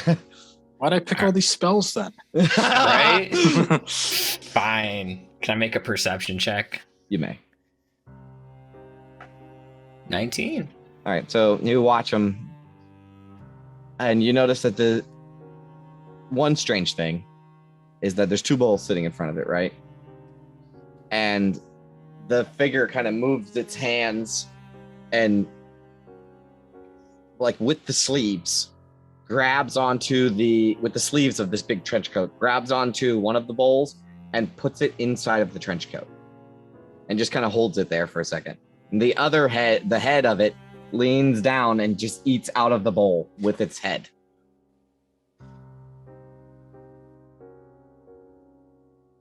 And that's fucking strange. But with a 19, if you watch them for another 10 minutes, you'll see tiny red clawed hands reach out of the chest and take this bowl and set it back down on the table and pull its hands back inside. So tiny little red hands come out of the fucking chest and drop the bowl down and then come back inside of the... Okay, just making sure. No, I got it. I know what this is. I think even I know what this is. Yeah, if your guess is 3 kobolds in a trench coat, you would be correct. Yeah. Is that an actual like thing in D&D? It was like Yes, huge it when the is. book came out. That picture was fucking everywhere. Yes, it was. And yes, it was. And It's that's... about time. It's in the book. But Gabar hadn't seen that book, and he's like, "The fuck is that? That's 2 fucking kobolds in a trench coat." That's 3 kobolds in a That's trench 3. coat. Well, I only saw 2. You said I saw That's true. I saw That's the true. one. So I guess if That's there's true. one more underneath, that, I'd be like, Yeah. that's 3 kobolds in a fucking trench coat.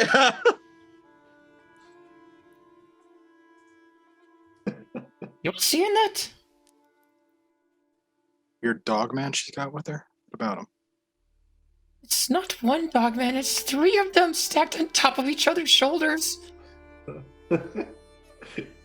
She, Sapphire kind of like looks over to it and like tries to count it subtly. Let's see, 1. Oh my god, you're so not subtle. You know when everyone says don't look? You're It's literally everyone pointing that at fucking them. Looks. Oh, what the fuck is she doing with 3 kobolds in a trench coat? She's shitting on us for our company. Yeah, no, but like, why is she in bed with the kobolds? I said she's sleeping with the kobolds. I'm not that kind of in bed. I'm talking about Alright, that what was she's a- doing with them. Take inspiration. Yeah. Bestiality inspiration. That's Disgusting. playing into Sapphira's flaws for sure. Kobolds are sentient dragon people. Well, I'm just curious if she's hanging out with a bunch of kobolds. You know? I mean, I don't want to assume just because they're kobolds, but Look, I'm not just saying that friends either, of but Tourmaline, yeah. I'm just saying that someone gave our friends over in Tourmaline a fucking magical, powerful artifact. Now we see a powerful mage with hanging out with a bunch of kobolds. All right, we definitely got to steal whatever that guy has. Trex. I'm just saying, that doesn't make any sense to me.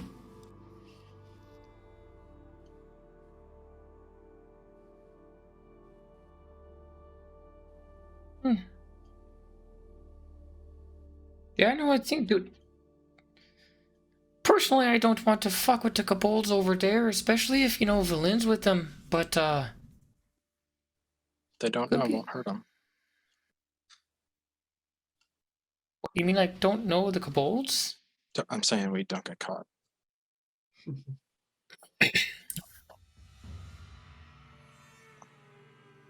Just wait and see how it plays out. You guys hear a rumble of laughter as we cut back to V hanging out with the kind of group around. He's kind of like Gaston, right? From Beauty and the Beast, right? He's just this big guy and everybody worships him, and he kind of like is like, I'm the fucking strongest guy in this book, and they all laugh at like some very, very sexist joke that he says. And V, you're more than welcome to continue the conversation. Yeah, after some time has passed, 10 15 minutes or whatever. Yeah, it seems that the whole situation with Sapphira has definitely calmed. Yeah. And I guess just over the course of that time, trying to scoot closer into the crowd next to him, laughing at whatever stupid jokes he's telling and all that. I'll just bring up. You said you own boats around here? Yeah, he nods. Of course, they're some of the biggest ones around here in Barroom. And you go fishing out on the loch? I don't. The boats do? I don't. I spend my days hunting and sitting by the fire. Hunting? And he says, yeah, but I got about 24 men. Interesting. Do they catch a lot of the famous knucklehead trouts? He looks around. You must not be from here. Oh no, am I? That's obvious. Very obvious. Very obvious. Especially with the red hair. I'd have known if I'd seen you before. You two brothers flirting with each other in real life. Yeah, That's another why I nickel play goes in the D&D. jar. I love it. I love it. Oh, guys. All right. That's what he says. But he makes it clear that, like, duh, obviously.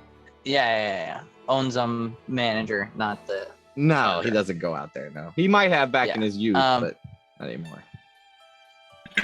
My obviously, I'm not from here. I'm traveling with a few companions of mine, and we've just heard so much about the massive knucklehead trouts that's come out of the loch from Bremen. And we were very curious on maybe watching or catching some ourselves. Is that stupid? He says, I got a massive knucklehead trout for you. You can watch anytime. And the girl that's with him fucking hits him on the chest and is like, Carter, watch yourself. And he says, oh, my bad. I'm sorry. I couldn't help myself. And some of the other guys, and he says, oh, yeah. Pretty lady such as yourself shouldn't be out on the lake. Oh, believe you me, I can handle myself. Oh, I believe it.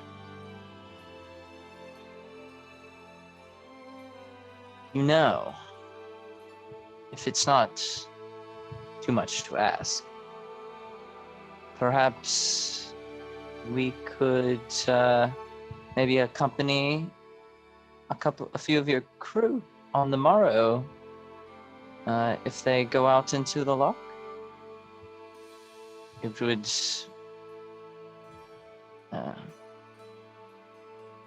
be a very kind gesture. He'll say, well, I wish that I could, but it's a liability.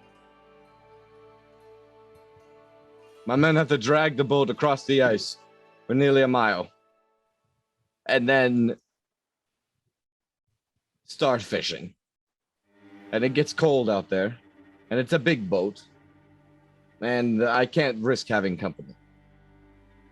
If you want a job, We need someone back in the, we need somebody back in the fish houses cleaning fish. If you really want to get your hands dirty. But he's basically like, I own a company. You can't just fucking hang out on my fucking boat. I have the most prestigious 4 boats in the fucking Bremen. I'm not just gonna let some random stranger get on my boat. It's just not gonna happen. Not even with a check. He wouldn't allow it. Alrighty. Oh, that's too bad. Yeah. This Firebeard ale is quite strong. And I'll just continue the conversation. Yep. He continuously throws very crass things at you, and the girl that's with him keeps hitting him, but he doesn't seem to notice. All right. Is there anything else you guys would like to do?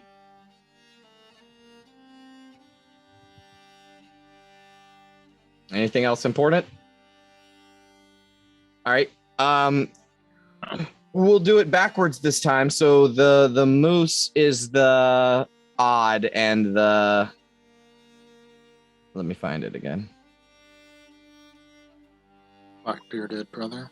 Yeah, the black-bearded brother is even, and the moose is odd. Go ahead and roll a d6 for me, Chris. Damn. All right. So the black-bearded brother is pulling ahead, right? And he's fucking stoked about it, and he's nanny boo boo to the other guy, and they shout shit back and forth. And the brown-haired guy, Mary Brew, he says, "Fuck off, Black Axe! I'm sick of this. All right, I'm gonna win tonight." And he starts marching over towards. Basically, you're in the middle, right? So he marches over almost to the other bar. And the other dwarf is saying, "No, fuck you! I'm gonna kick your ass!" And the other guy starts marching up towards him. And they are nose and nose, smushed together, shouting at each other about who's gonna win this fucking competition, right? Just fucking screaming at each other. And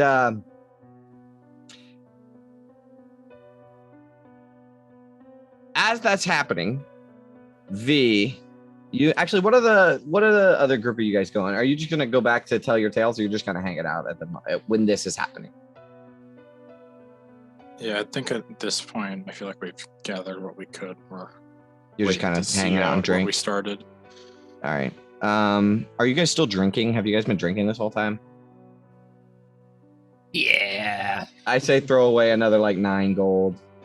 Yeah, I'm making it look like or 9 drinking. silver. Sorry. I was gonna say, holy fuck, how drunk am I? 9 silver. Holy 9 silver. Another 3 drinks. So all of you are relatively drunk. However, something happens. So the night is going on, and that, like I said, it's getting to be pretty late already. It's maybe 10 o'clock at this point. So you've been here for fucking 4.5 hours, and just hanging out at the bar, telling stories, hearing shit. And these dwarves are fucking screaming at each other. And one of them, the black-bearded dwarf, he'll say, "Hey, fuck you anyways. My beard's much longer than yours." And the other dwarf is like, "What are you saying? It's in braid, you fucking bastard." And the first dwarf, the black-bearded dwarf, grabs onto the other beard's dwarf and pulls it down, right? And he's like, "It's a fucking thick beard anyways." And he pulls it down, right? And then that dwarf says, "Fuck you!" And he punches him in the face right in front of you. Big smile. And as soon as he punches him in the face, and this black bearded dwarf goes flying across the room and lands onto a table, he knocks over a couple of people's drinks, right? And then those guys all stand up, and it just, as soon as you blink your eyes, suddenly the entire bar is fucking killing each other. There is tables being picked up and thrown, whole tables being picked up and thrown around, mugs of ale, people punching each other. The whole bar just breaks out into a fucking fight. These two bars together suddenly just, I mean, as soon as you blink, it's on. And I want you guys to describe how you guys participate, or if you participate in this. It's just fun scene, right? So I mean, what happens? Like, what Gabar, a drink goes flying past your face. What do you do when this fight starts happening? Oh man, so. Oh, This by the isn't my way, first- I will say Valin has left at this point. Okay, Just so that's you know. fine. I was thinking about maybe sending Grim. Well, we know where she's staying, anyways, right? Mm-hmm. When I saw her Everyone's leave, could I actually separate. send Grim out and try to follow and see if the kobolds follow her to her, like, where do the kobolds go with her? Okay. All right. I will get back to you on that. Okay. Because this was like hours ago. So Right. actually, I'll tell you. So you get Grim to follow them, right? And because it's a small town, I won't make you roll for anything crazy, but like you notice that, yeah, the kobolds follow the trench coat thing follows her, and they go around the back of buried treasures to the stall. And here's the thing: do you want to try to get, once they go inside that building, do you want to try to get Grim to follow them in the building, or like how, or maybe just a perception check from a distance to see if you can see what happens? Yeah, like post up on like something outside and see if I could see through a window or something like that. Okay, make a perception check for Grim. Yeah, I gotta pull up his sheet right quick. Don't forget keen sight. Yep. So this is advantage. I just pretty much has his stuff always on advantage I'm- now. I'm gonna make it a flat check though, just because Flat check? you're Alright. not like in the room. Ooh, that's a natural one. Damn, that that sucks. Yeah, so you see them disappear into it, and then after a couple of minutes, they reappear. But the figure that's kind of following her is like adjusting its cloak and stuff as they walk back out, and then they go into the inn and go to their rooms, basically. All right. Smash cut. There's a beer bottle that is thrown across the room and smashes on the table in front of you. What are you doing in this bar fight? How do you participate? Do I see who threw it? It's hard to tell, man. This whole place is erupted into a crazy I'm gonna fight. pick it up. And I'm just gonna like grenade lob it back in the way that it came, Yep. and be like, "Oh, you fucking assholes! I'm talking here." Yep. And are you just like participating in the brawl? Like, we're gonna have kind of like a just a scene, right? So just like describe how you participate. I mean, in this I'm fight. gonna be like underfoot, like scurrying around people and like trying to find my way over to Big Smile. Big Smile. Yeah. Who I was on the opposite side of the tavern from, or at least a Right. ways away from. Yeah. Mhm. And just trying to like dodge punches and smashing tables and try not to get punted. Okay. Big Smile. What are you doing? I would like to like walk very casually, like trying to find a bar, and like as I'm doing that, I'm like catching punches and like knocking people out, but just like very casually walking. Yeah, totally, find the bar. yeah. Like a chair goes flying by your head, and you just move your neck. Yeah, It yeah. smashes on the wall behind you, and you just like some guy comes running up at you, and you just gong, knock him out of the face, and you're just like walking through. But you eventually meet up with Gabar. What are you guys gonna do? Are you gonna do like the Rocket Groot thing where you like climb on his shoulders and start punching people in the face, or? Yeah, From no, a beer? I'll. What? No, I have a beer in my hand. So are you participating as well, Big Smile? Are you like fighting people? Or you're just kind of like casually just like deflecting blows and knocking dudes out every now and then. I'll get into it for sure. I'm not like, like prepped like when I'm boxing, but I'm Right. like in my element. I'll throw some hands. Yeah, so you just kind Yeah, I of feel like it's when you like fake wrestle with like your nieces and nephews or something. Yeah. That's great. And Gabar's like punching kneecaps and stuff. And we get to like Quintus. What would you want to be doing? Would you be participating in this fight, or? Certainly not. I'd be going around the party being like, yeah, you guys got 3 gold. We still got to pay these guys before we leave. Just like against the wall, like trying to like back out of the way of the fight. Yeah. So you're like avoiding the fight, like skirting the outside. Okay, V. Does it look like when this happens? Does it look like Carter is gonna get up and? Oh yeah. get So into here's this? the deal. So Carter stands up, and just one guy that's near him, that's been laughing at his jokes all night, he just grabs him by the face and throws him on the ground, and just starts going ham on people. Like he came to this bar just for this. You know what I mean? Like he came here tonight just to fight people, but he immediately goes to find Sapphira. Oh, shit. Oh shit! So he's like moving through the crowd. As he gets up and it's mayhem around here. Yeah. V just has like this moment where old habits die hard. She just wants to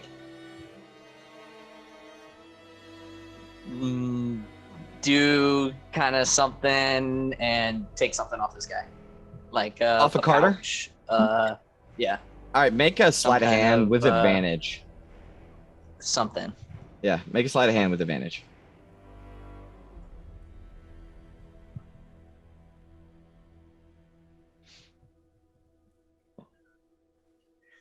Okay. Both times. Yeah, you do get something. You get a gold pouch, a pouch that has money in it, that has let's see. It's got 6 gold pieces and 7 silver. And there's also a ring of keys.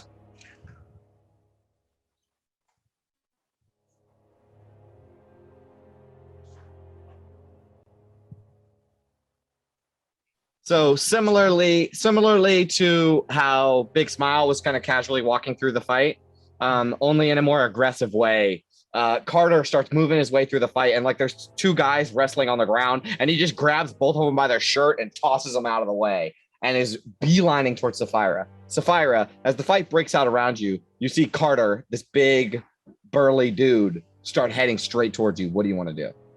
I will take off my coat. Uh, Just kind of take off the fur coat, toss it aside, and put up my fists. you're getting ready to fight him? Yeah. But right. I give an expression that's you don't want to do this. All right. Hey, Sapphira, say the word. I'll make him go home. I'll let you know. All right, he runs up, he walks up to you and begins to fight you. Here, I want you to roll just an initiative check. It doesn't have to have you don't have to have your token or anything. Just roll an initiative check. Just roll an initiative check. Yeah, let me pull up a handout for this guy. Or a 10 is the lucky number today. All right, let me pull up a character sheet for this guy. Oh, fuck it. I'll toss you an inspiration on that too, Sapphira. Oh, thanks. It's not too late for that, Jay. 11. Yeah, that's fine. No, Bardic inspiration, not. Oh, not regular inspiration. Yeah, My bad. Bardic so inspiration. D6 So It for lasts 10. 10 minutes. Yeah, so a 10 plus. Yeah, do you want to use it on your initiative or you want to save it? It'd be a 1d6, right? Correct. It would be 11. 11. Okay, and he's gonna make a check. That's weird. Oh, it's to the GM. Sorry. Oh, he got a 19. Here, let me set it to public. I wouldn't have helped anyway. So he is going to walk up to you, and as you're getting your fist ready, you're not quick enough. As he comes around and fucking decks you in the face, right? And you go flying backwards. It's now your turn. You want to punch him back, or how do you want to fight this dude? We're doing it kind of narratively. So he just decks you in the face, and you stumble backwards. I stumble backwards. I kind of stand back up, and I say, "This is really a fight you want to. This is really a fight you want, eh?" He says, "I do want." And some guys come between you guys, rolling around on the floor in front of each other, right? This is a bar fight. You guys are having a conversation in the middle of a huge fight. Well, there is nothing against. There is nothing in her oath about going against bar fights. So she does a good old left hook against him. All right. Yep. You fucking punch him in the face, or where you punch him in the chest, in the face. You want to try to get to his face. You got to punch up because he's tall. I'll do the chest then. I suppose. Yeah. So you just punch him in the chest, and you do knock the breath out of him for a second, and he says, "You're gonna pay for that." And he's gonna try to tackle you. Make an athletics check. or dexterity based check, an acrobatics check. I think athletics is going to be my go-to here. 25. Oh wow, I don't know. He can't. He might not be able to beat that. Let's see.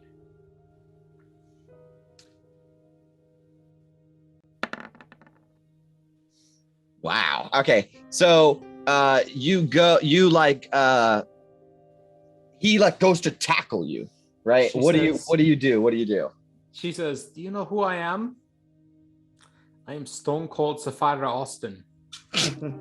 And do you like like muscle your way through it?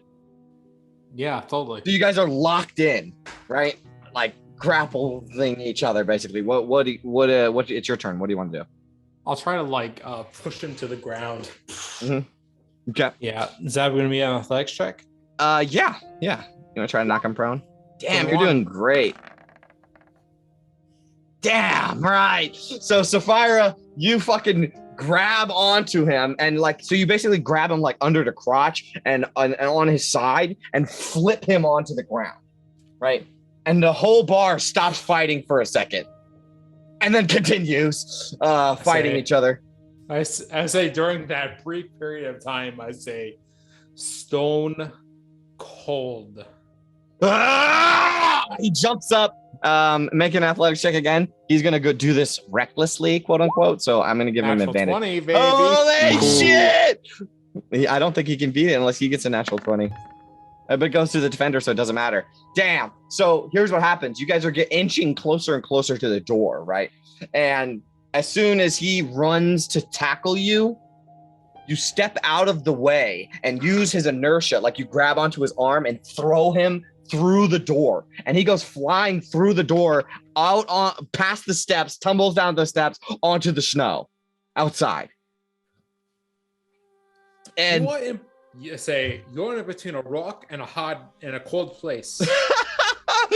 oh my god, he's fucking furious. He gets up from the snow, fucking seething, the snow melting off of his hot skin, and he gets up and suddenly the bar fight starts to go towards the outside. So you need to like either move towards him or move out of the way.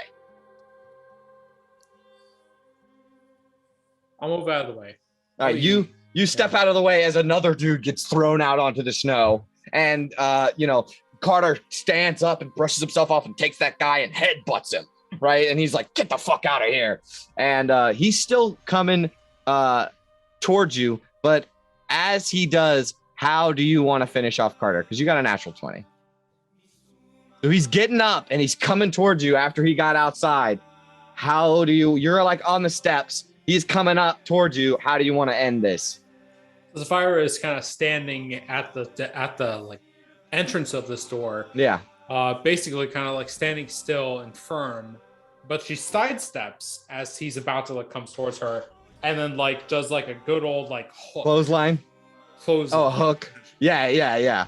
You clothesline him. And like his face meets my like stony fucking bicep. Nice. Yeah, so he smashes into your arm, right, with his face, and he reels black blood coming out of his nose. One of his teeth is in his mouth. And he stands up for a second like he's about to fucking come at you again, like some like undead, right? Like he just keeps coming and coming. And he stands there for a minute, and like Mortal Kombat, he's just like standing there. What? Falls backwards, nearly knocked unconscious. He's probably still awake, but he's so fucking bewildered by he just got beat up by a dwarf-sized rock person, and he's real fucking fucked up about that.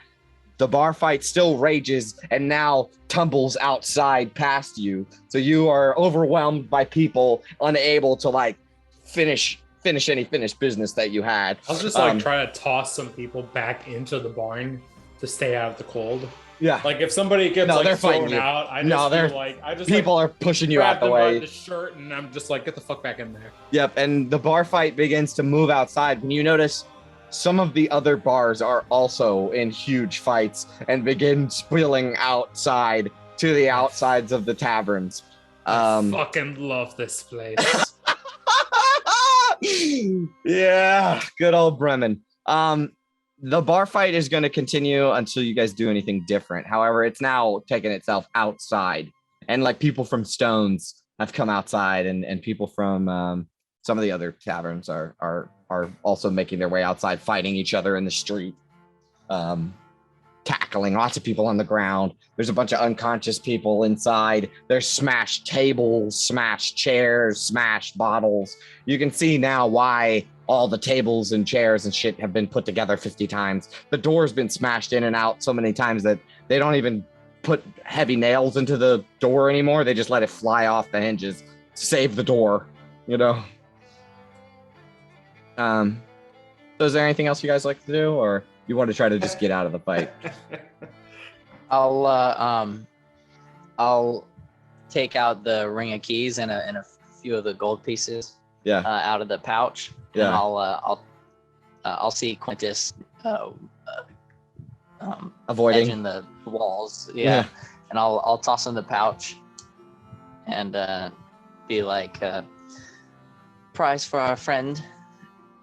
I'll try to And, work my way to the. Here's the thing, you guys have a I was just saying. cauldron. You have a cauldron in here still. Yeah, we're gonna need Big Smile for that movement. Time to pack up, big smile. Yep, I'll say in his head, he probably has a couple guys in between his Yeah. arms. yep. You hear in your head, "Time to Gabar's pack sitting up, on big his smile." shoulder, punching him in the face. Yeah, I have like 3 in a headlock, and Gabar's just like. My stub hand looks like a bandana over his forehead and stuff. So I'll release the headlocked individuals and mosey on over to the cauldron and try and like roll it out and dodge past as many people as I can. You can totally do that. I just remember something that'd be funny. So as he lets you down, Gabar, you see Sonar float over to you. Just everything just seems to be going on around him and not affecting him at all. It's like some dude, like a beer bottle literally just flies right past his ear, and it doesn't even touch him. And the fight just seems to happen around him, like parting the Red Sea. And he'll say, there, I think it'd be wise if we leave. Yeah, no, we're getting the fuck out of here, Sonar. Let's go. Okay. So Big Smile, there's a little bit of stew left. Do you want to just dump it on the floor and roll out? Yeah, I'll mix in with the blood. I'll take some in myself, and then I'll just tilt it like up on the side so Yeah, it spills out everywhere. Yep. rolling this. You roll it over a couple of unconscious dudes as you make your way back out of the tavern. And you guys, where do you guys want to just head back to the buried treasures? Yeah, I just wanted to try and find the black bearded dwarf and reverse pickpocket him. Just be like, congratulations, buddy. Whoever he's fighting right now. Yeah. Just in the middle of their wrestling match. Oh yeah, they're still the brown bearded dwarf and the black bearded dwarf are still duking it out. But yeah, you want to go over to the black bearded dwarf and like give him the gold? Yeah, I'll just like pat the gold into their chests while they're like bear hugging each other and be like, congrats. And he's like, no, that's my gold. And the other guy says, fuck you. And they jump back. Now they're fighting over the bag of gold. That turned out to be a lot more fun than I expected. That was great. Okay. So it's not all dreary and depressing here in Icewind Dale. So you make your way back to the buried treasures. I love this tavern, dude. Some of you, there's more. There's other taverns. That was just 2 of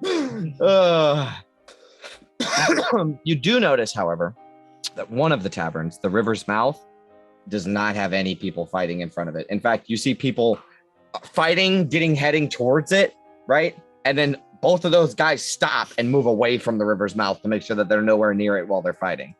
And you get the feeling that people don't fight in the River's Mouth for some reason. They actively avoid it. Either that's where all the old and infirmed go, or that's where the toughest motherfuckers in Icewind Dale go. Maybe. One of those is a very astute assumption. And you guys make your way back to the buried treasures. Some of you got a little bruised up. You know, nobody's missing hit points, but, you know, like a little blood coming out, you know, like your teeth hit your mouth, you know. Yep, little bloody nose, you know, stuff like that. Some of you are pretty beat up. And you all file, but except for Quintus, he's fine, and V, I guess. You guys are fine, and you guys make your way back to the buried treasures. Is there anything specific that you want to do at the buried treasures? I would like to specifically high five Gabar just like on the way home if Yeah, he's yeah. still up on my shoulder. He is, yeah, for sure. Yeah, I'll be up there and be like, fuck you, it's been a while. Fucking That was right. great. What did I say, Sapphira? Every fucking bar we go to, this guy gets us kicked out. Oh, I didn't start that one. Oh, I guess I did throw the bottle. I'll kind of like pat the bar on the back and I'll say like, I think I may have gotten us into trouble for that one. I honestly didn't peg you to start that fight tonight. You know, I didn't think so either. I guess Bremen ends up bringing out the real beast in me.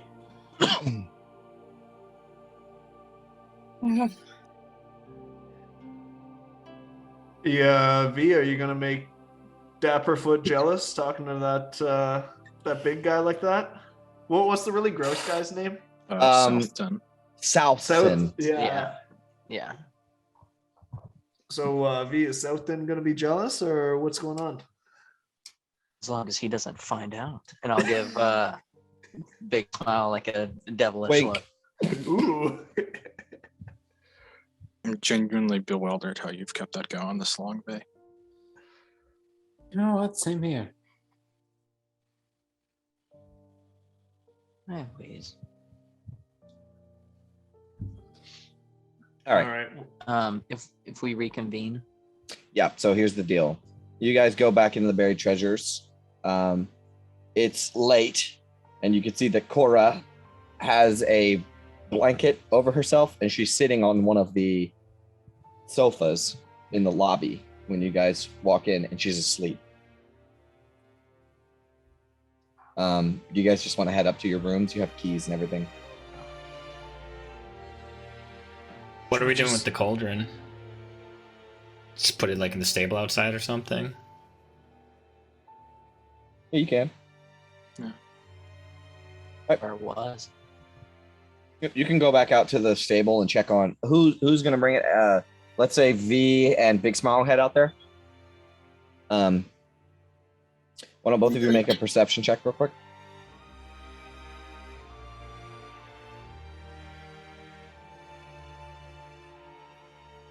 I These. had advantage on, so the first one. Okay.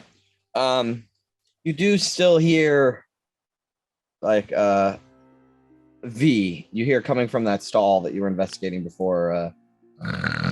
Choo. Choo. I'll just whisper to Big Smile. Don't be too Oops, loud. shit. My bad. Gotcha. Okay. Like And- slowly try and roll Yep. this thing over the cracks. Yeah. You set it up inside of the room with your axe beak. No problem. And you can head back to the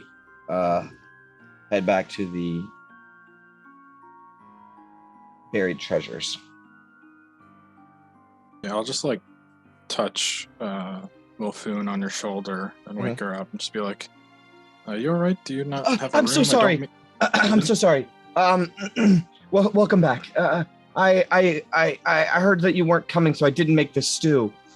The leek I know, stew. We're Did you- fine. We already ate. Okay. It was just, Very good. Very good. I assume you have a room here, so. I do. I was just staying awake in case there's any other travelers that come through. But since you guys are back, all of everyone staying here is back. So I guess I can lock up for the night. Don't overwork yourself, you know. Yeah. Thank you. And she'll like, once Big Smile and V are back inside, she'll lock the door and says, "You guys can stay out in the lobby or go to your rooms. This place is yours." And she will head off back to like where the rest of the rooms are. She'll head to her room. So the group of you guys are in the lobby currently. Is there anything that you guys want to talk about? Anyone figure out anything actually fucking useful about this lake monster, or just rumors? I think the conspiracy theory about Targos is just a conspiracy theory. They said that there's like merfolk, and another said there's a water dragon. I don't know. I mean, hard pressed to believe there'd be merfolk in a lake like this, but water dragon, I guess that fits the bill of, you know, a lake monster.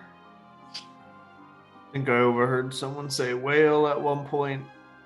I don't know if anyone really knows for sure. Did speak to one fellow. He was on a ship that was attacked. Unfortunately, he didn't see much, and nor did any of his crewmates. Apparently, something smashed their ship, supposedly from above,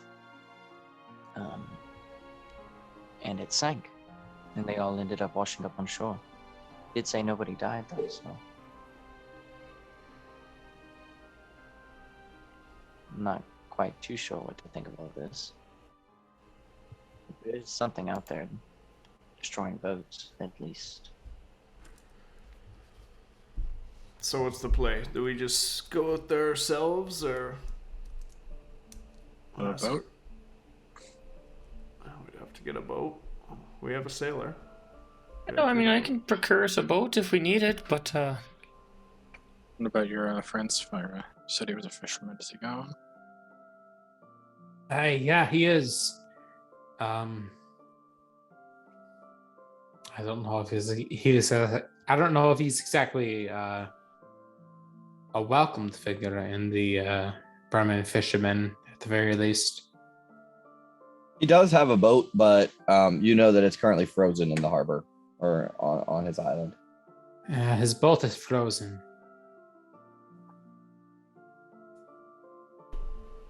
The last time I checked, at least, it was frozen.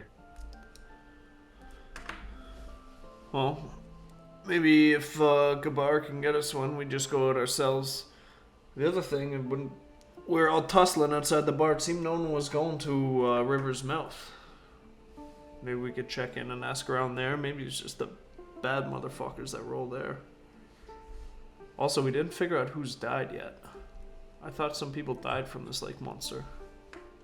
Oh yeah, you would have heard about people that have died. I didn't mention it specifically, but yeah, I mean, asking around, you would have heard that. Yeah, oh, my cousin's nephew's neighbor died, and people, stuff like that. I wonder if From the collective gathering, how much would we have gathered? People have died. Like, how many people would we have gathered have died? And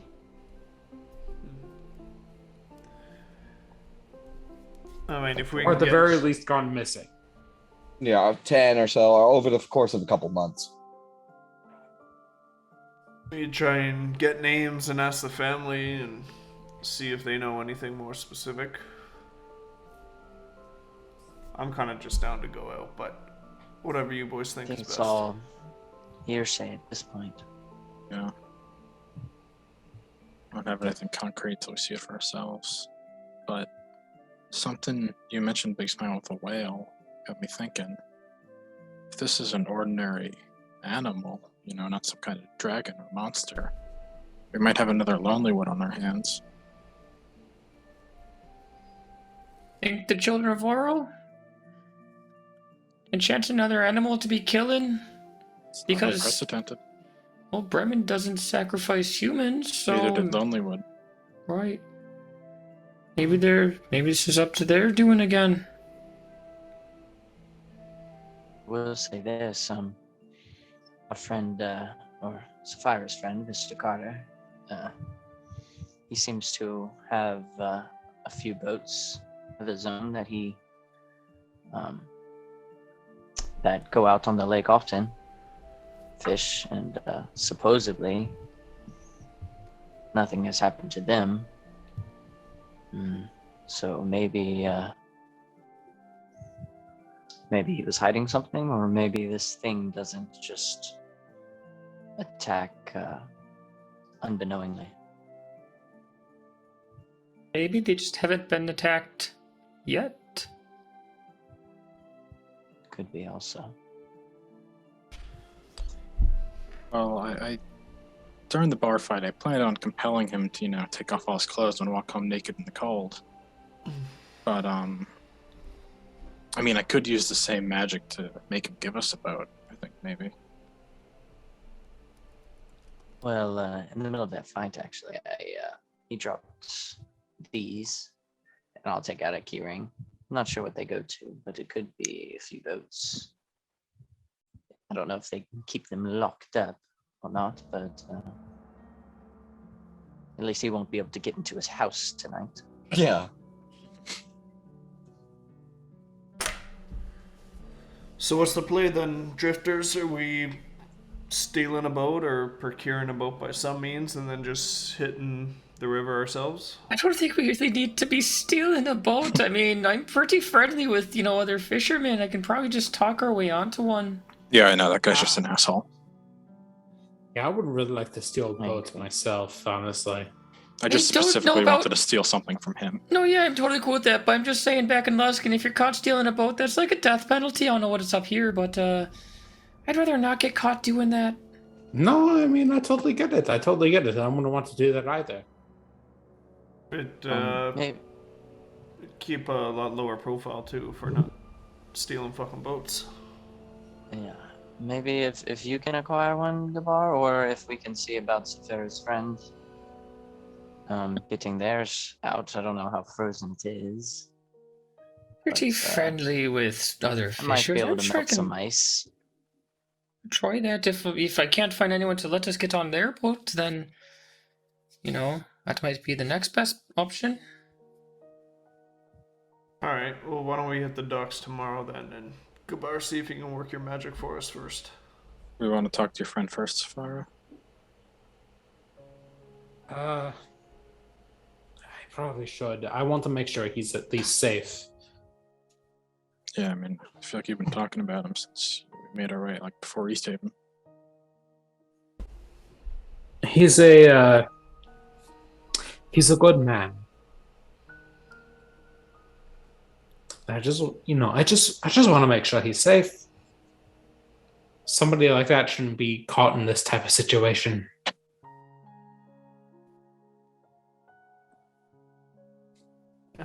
We can do that for sure. Well, why don't we call it a night, and then first things first, we'll go check on your pal, Sapphira. That would be good. Thank you. Yeah, I actually wanted to ask you guys something. Do you guys wanna? Do you guys really want to go like straight to bed, or do some of you guys want to stick around and maybe have a little conversation, like about yourselves? Tale by the campfire? Kind of, yeah. The proverbial campfire? The proverbial campfire. Do you guys want to do that? No. Bar pulls a flask Why- out they had filled out with some Wind liquor at the down bar. after, this big fucking fight. Everybody's all adrenaline, and you kind of talk about your lake monster situation, and you sit by the fire a little more. And as the thing gets passed around a little bit, it's still only like 11 o'clock. It started to go crazy early tonight, because you guys incited it with a competition. That wasn't smart. But It was inevitable. yeah, definitely. But if you guys want, we can do Tales by the Campfire. Do you have a Tales by the Campfire? Does everybody have an idea? Oh, yeah, I got one of each. Well, what are the four again? It is a story of love, a story of pain, a story of loss, and a story of gain.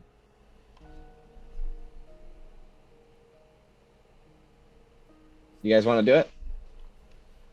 Sure. Yeah. Yeah, we're rolling for storyteller. Yeah, we'll roll for storyteller. Okay, so we'll do Gabar 1, Big Smile 2, Quintus 3, V4, and Sapphira 5, and we'll re-roll on a 6. It's an Everybody- R6. Or you can do r/d5. I could. That's true. It's an R6. It's- No, I don't, he doesn't have any stories. Okay, 1d5. Here it comes. 2. So that would be big smile. And then do I roll for which one of the 4 it is? Yeah, if you want, or you can pick one. It's up to you. If you want to roll, you can totally roll. Yeah, sure. I'll roll. So Okay, cool. what is A d4. Love, pain, loss, gain. Okay. Love, pain, loss. Loss. Yeah. Ooh. That should be fairly easy for you. Because you're a We're all boxer. up here for a reason. Yeah. All right. So we kind of get this kind of scene where the fire's starting to die off a little bit, and V goes and puts another log on and kind of fire bolts it or whatever, and it lights back up, and the liquor gets the flask gets passed over to Big Smile, and Big Smile, you kind of start to tell your story. Take it. Take like a. You sure we're beating them up Huge. today? It's, it was fun to get back into it, but the tail end of the career wasn't always like that. It's kind of how I ended up here. Actually, there was a fight. I'd gone into a bad way with some worse people. Just the type of folks you don't want to get mixed up in. I couldn't win the fights anymore, and we ended up fixing them, betting on fights, and it kind of culminated in this one fight, and it was gonna be the last time I did it. And this real bad dude set up the fight, and I was supposed to lose it, take the fall, second round. And word kind of got out about it, and people were putting some big money on this.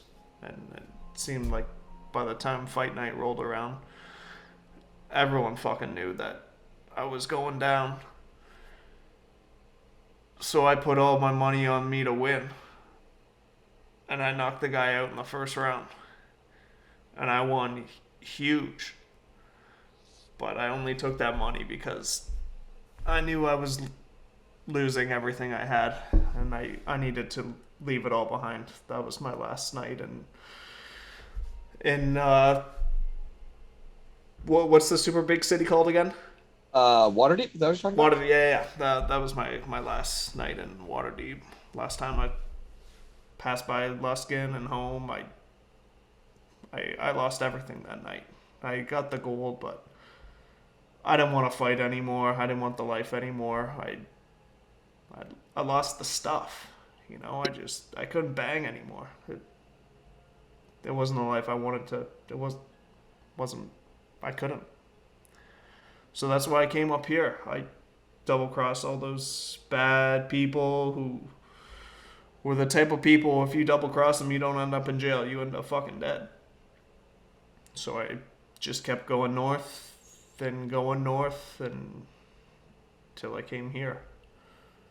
And that's kind of the truth about it. But that was a bad night. I left my world behind that night.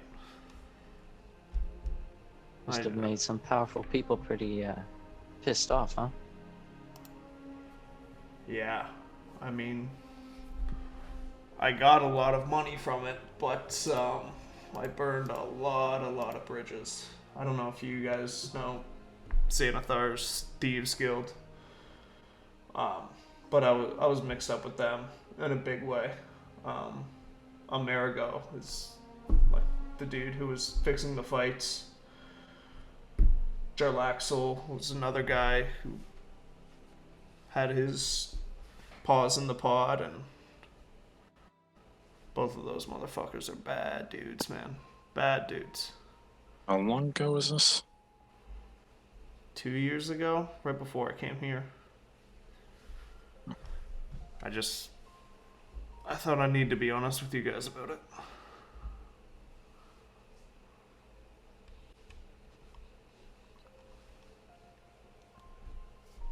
I mean, I definitely get the being on the run part. Just north or death. Yeah, basically. I left everything behind. I knew that was the last part of it I'd ever have or see again. You don't fuck with the money. I know. Is that your plan, or did it all just happen? I mean, if I'm honest, I think it was.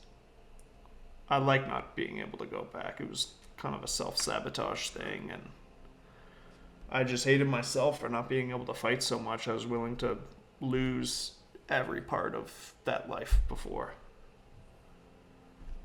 And I mean, I'm fucking old, boys. Coming up to 3 bills now, so if I die, I fucking die. I rode it hot for a while, but at some point you just fucking lose it. It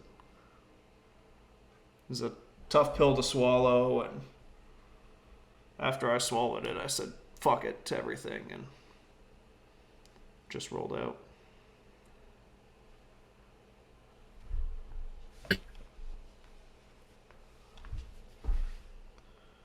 Well, from what I saw earlier, it didn't seem like you lost much. I appreciate that, V. I appreciate that. Did I hear you right? You said you liked being on the run?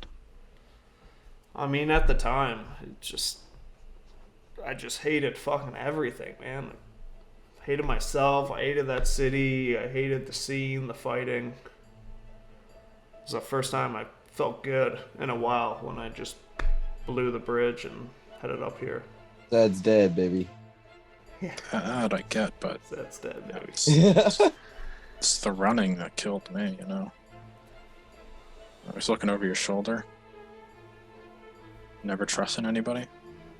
I didn't really have many friends up here until I met Kabar, actually. That was the first time I figured I could trust someone, but... How did you two meet again? Refresh my memory. You found him? Found his ass in the snow. Thought it was Dying on the snow.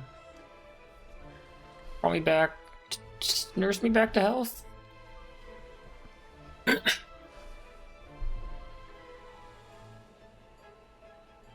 Here, Kabar, you take this. You go now. No, John. I told you all my secrets. I got nothing left to share. Sounds a lot like Quintus and I. Yeah, he found you. I usually leave out the bit about going to the outhouse, but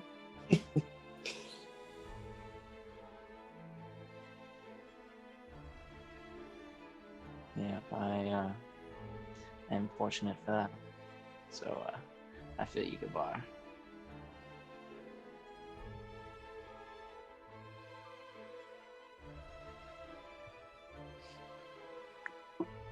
At least on the bright side, you know, it used to just be me and Big Smile. At least we got the 6 of us now.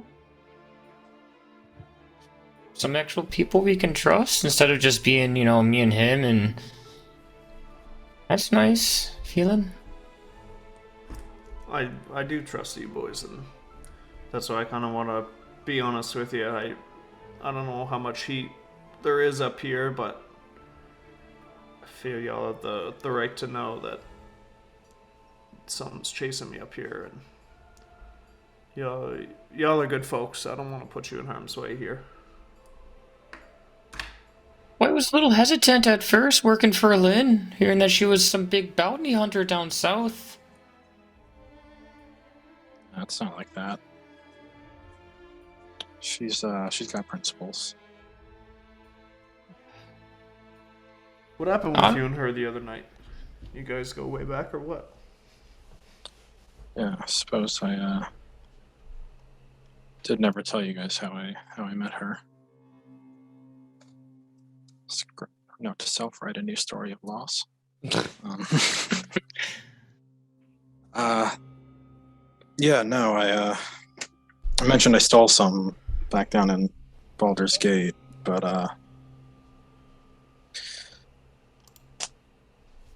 yeah, rich family, too much money, and I needed money, so I lifted that, and it was, something specific. Nice piece from a family name that carries a lot of weight. It would have gotten you far with the right people. But shit went south. Went ass over tea kettle, and I knew Lynn vaguely, just by name and reputation. But now I was alone after that. Had a partner, a mentor, but I didn't make it out of that last thing. So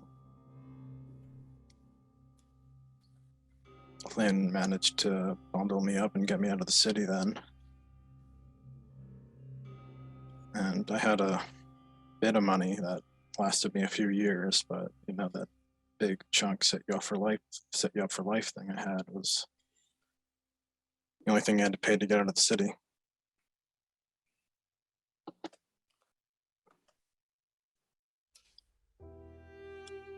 I've honestly just kind of been coasting off that payload since then, but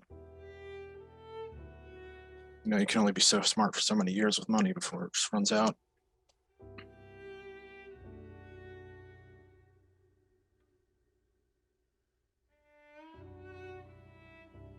Do we know anything about that? I've never had money.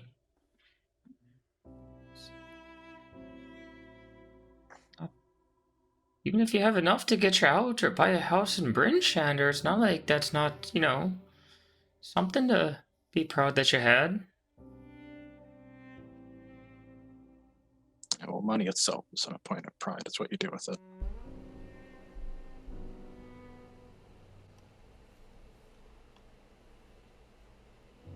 Well, at least for the time being, I'm fairly certain none of you have to worry about things from your past catching up to you. It seems this endless winter storm is near impossible to trek through. Yeah, that's the one good thing about it. Yes. Safety inside of a However, cage. Yeah. I do say near impossible. I mean, it's quite the amount of gold I would assume is on Big Smoil's head back home. Jarlaxle was kind of known as one of the kings of Luskan.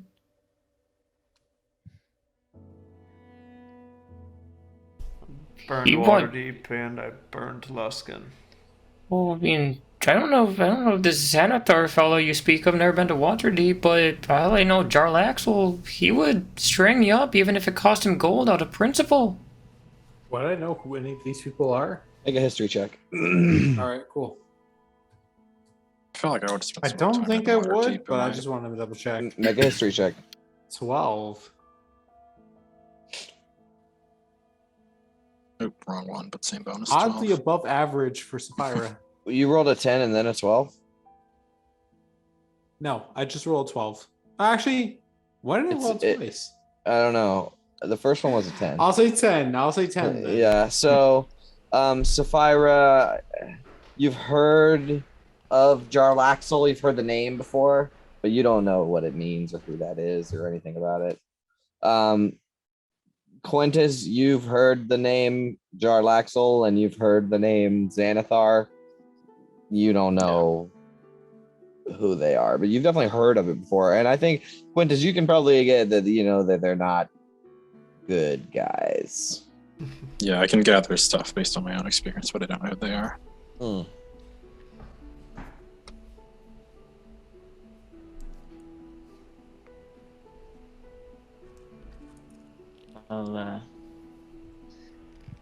everyone's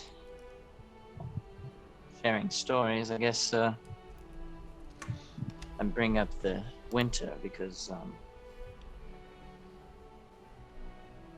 I know firsthand the dangers of trekking through it.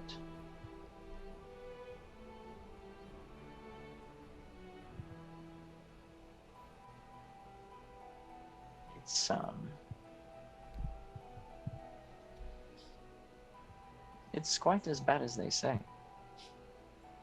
Blizzards, storms, freezing cold. Cold Definitely, not something anyone can do. You seem to do pretty good with the cold. Oh, not at all. That's I just never out of died out there. necessity. Getting thrown into lakes every 2 weeks. I assure you, that was not the worst I've ever had. Quintus could tell you I was on death's door, freezing to death when he found How me. so? No, up to your shoulders will do that. Exactly right.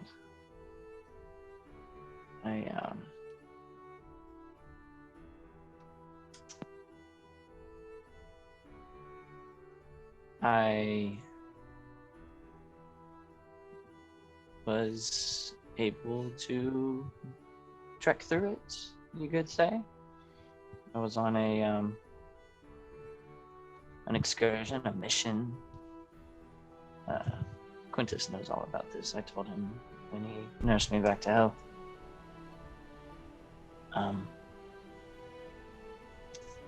I was part of a group, a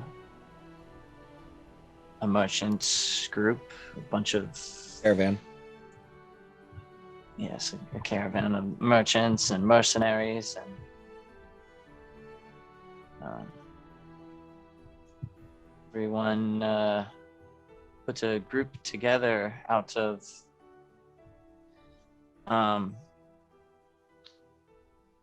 what's the Neverwinter. town again? Neverwinter. It was like a last-ditch effort, I guess, to try and make contact with the 10 towns, and I was part of that excursion. But just as we made it through the spine of the world, the blizzard and avalanche and everything, it was bad. I barely made out of it with my life.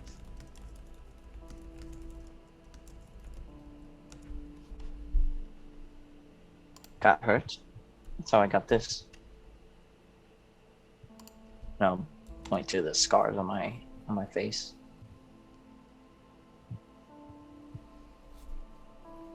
Had to sleep in an ox to survive the night.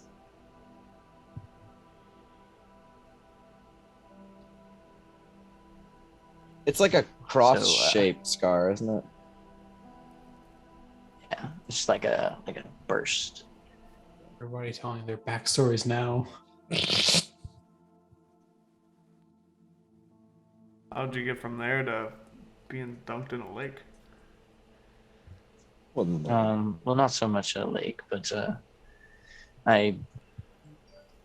when I awoke, using whatever magic I could muster to, I've always been gifted, I guess, warming myself, as you've seen me do several times.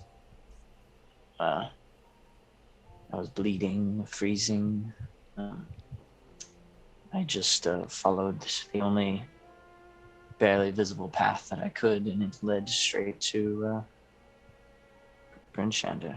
And right before I crossed the gates, that's when I passed out, I guess, and everything after that, I'm not too sure, but apparently Quintus found me and healed me, brought me inside, kept me warm, gave me clothes. Sure, how long you'd been out there when they found you.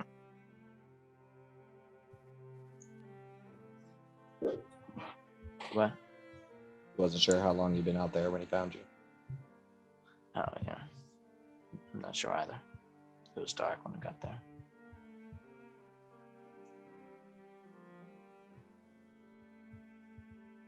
Similar to Gabar and I. Ironically. That wasn't planned. It's quite ironic. It is quite ironic. Funny how the world works.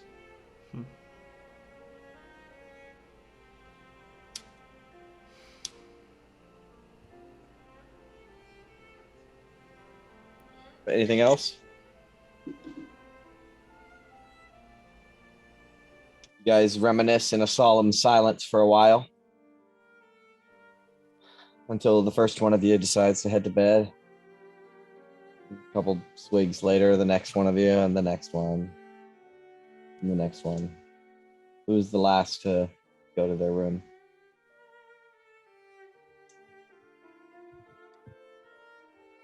I would say I'd probably sit there until Big Smile's ready to go. Well, you guys make your way to your separate rooms and get some rest. Long needed. I think Sapphira might actually be the last one, just to make sure that everybody else is like Safe. making their way back towards their separate housing areas, Mm-hmm. safe and secure before she decides to head back to sleep. Yep. We trail Sapphira down the hall. She closes the door to the lobby, and we get a long rest. V, roll your thing. Don't worry about it, Quintus. I don't know if the music was planned, Jay, but so on point. My God.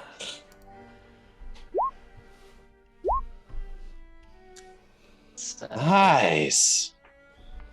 Okay. Me gusta. Yep. All right. So let's go ahead and take a break. Cool. Let's take a break, and we'll come back in the morning. Okay. Can I roll it again? Why would you roll it again? Oh, because it was out in the open. Just reminisce, and I want to like give myself disadvantage. Disadvantage. Okay. Damn. I'm on it. All right.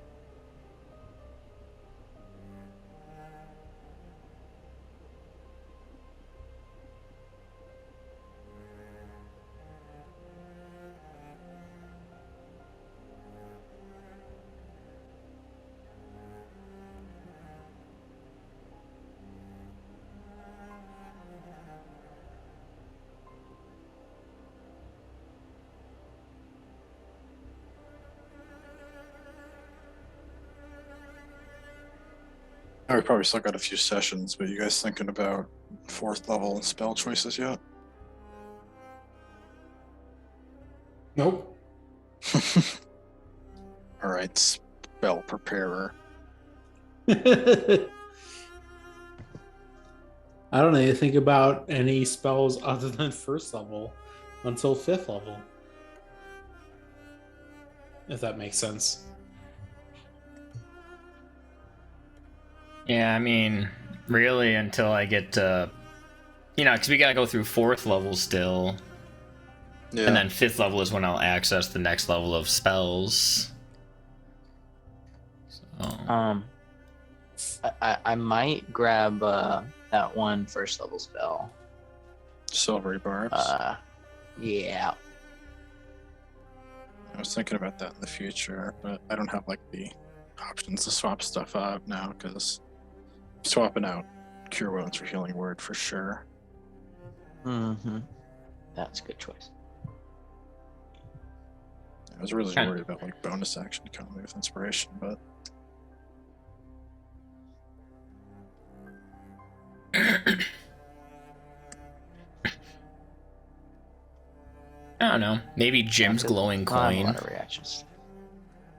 That's Is that from spell? Acquisitions Incorporated. All the AI spells are so fucking like Jim's magic missile is my favorite fucking thing in the world. Yeah. like Gift of Gab sounds fun to use, but I can't just not see it as like a 2nd level modify memory. Dude, you remember when you remember when Sam Riegel's character used that Scanlan? to like no. Loquacious. Yeah, Loquacious. He said something and then he Yeah. used the take back sentence thing to do it. I was like, because when I read that spell, I was like, who's ever gonna use that? And then he used it right there. I was like, what? That was such a good use. I love Loquacious.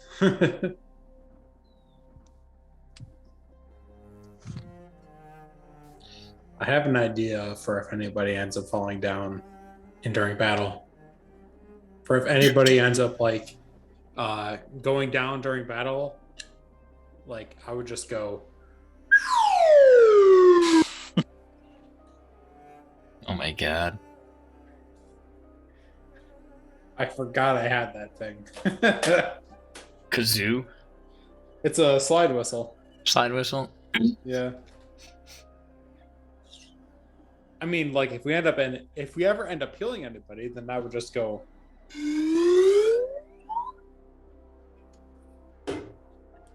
A level up sound. Oh, that would be so good. Yeah, we just level up. We just go. This is probably going to annoy the neighbors so much. Okay, I'm back. Sorry it took so long. So wait on Chris.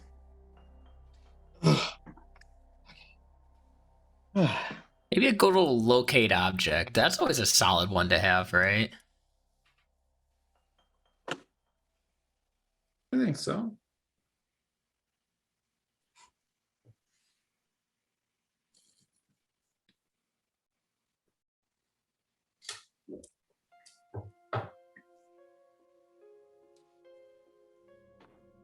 Skyrite. I'll put an everlasting thing over Targos. There's a dick! All day, every day. Okay.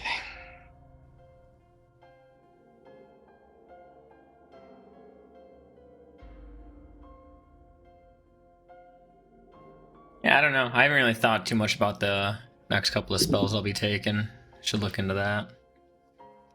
Yeah, it's just like our lists overlap a lot more than, last campaign. And last campaign, we could all just swap out our spells whenever we felt like it. Yeah. True. Now you can't do that at all. Sonar can't do that either.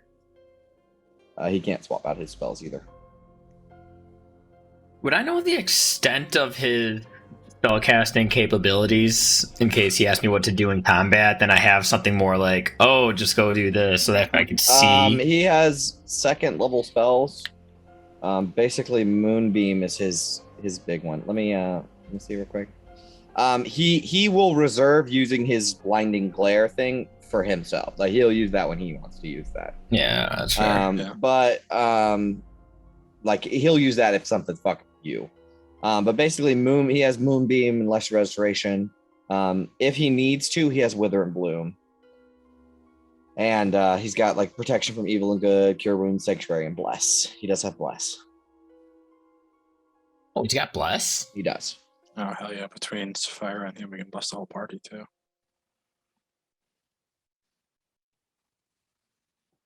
But he wants to save his spells mainly to cure. Like his main motivation is to cure Gabar. Yeah. Right? Like he will literally not use any spells if Gabar's in danger. Yeah, it's Other than Gabar's healing him. manservant, not the party cleric. Right. He's not the party cleric. He helps Gabar specifically. So Gabar he will lesser restoration somebody if they need it, but basically only Gabar is who he is going to take care of. And I don't think he's going to level up either. I think he is not going to ever get access to third level spells. This is his spell list forever and ever. Fair. Okay, so we wake up on the morning of the 12th of Flame Rule.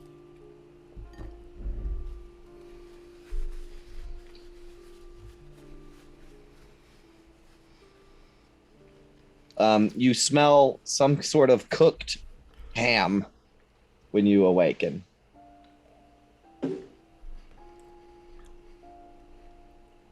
And all of you come down to the lobby at your own pace. It's about 9 o'clock in the morning. Slept in just a little bit. Because all the drinks and the fighting and everything. And stayed up later talking and everything. So you all make your way to the lobby, and in the kitchen, or in the, not the kitchen, the dining room, you can see that there are 6 plates set out with cooked ham and an egg on it, like a boiled egg.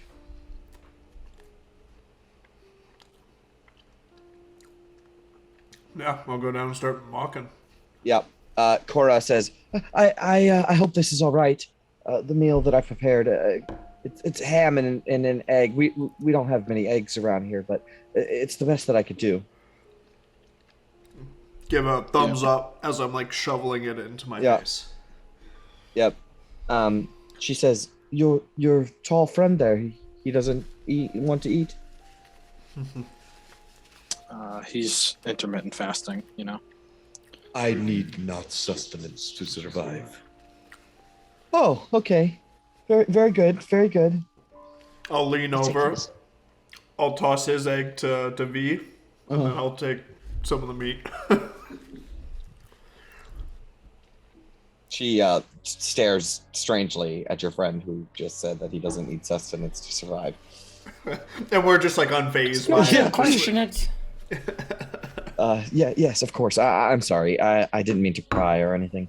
I hope that you have a good day. Are you here for tonight as well? I think so. Yeah, most likely. Hi, yes. It's the Yeah. game plan. I don't wish to impose, but I can clean your rooms and hold them for you for another however much it costs. She'll tell you exactly how much it costs. And the answer is, if I have an answer. How much did she charge you last time? Well, I can I tell don't you. recall. I think like 4 silver or something. Or Yeah, a few silver. I was gonna say 3, but let's say 5 silver for a room. So what is that? 2.5 gold for all of us. Yeah. I'm gonna hand her 5 gold. Say thanks. You've been doing a lot for us. Oh no, this is too much. I can't. You already paid me 5 a tip before. Here, please take these, and she'll give you the two like about all the gold back except one of them. or like two I'll of just them. leave them on like the front counter of the desk then. There when you need them. No, I insist. Please take them. I can't accept this.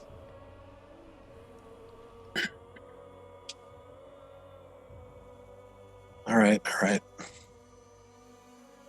Thank you, though. And she looks very sincere when she says that.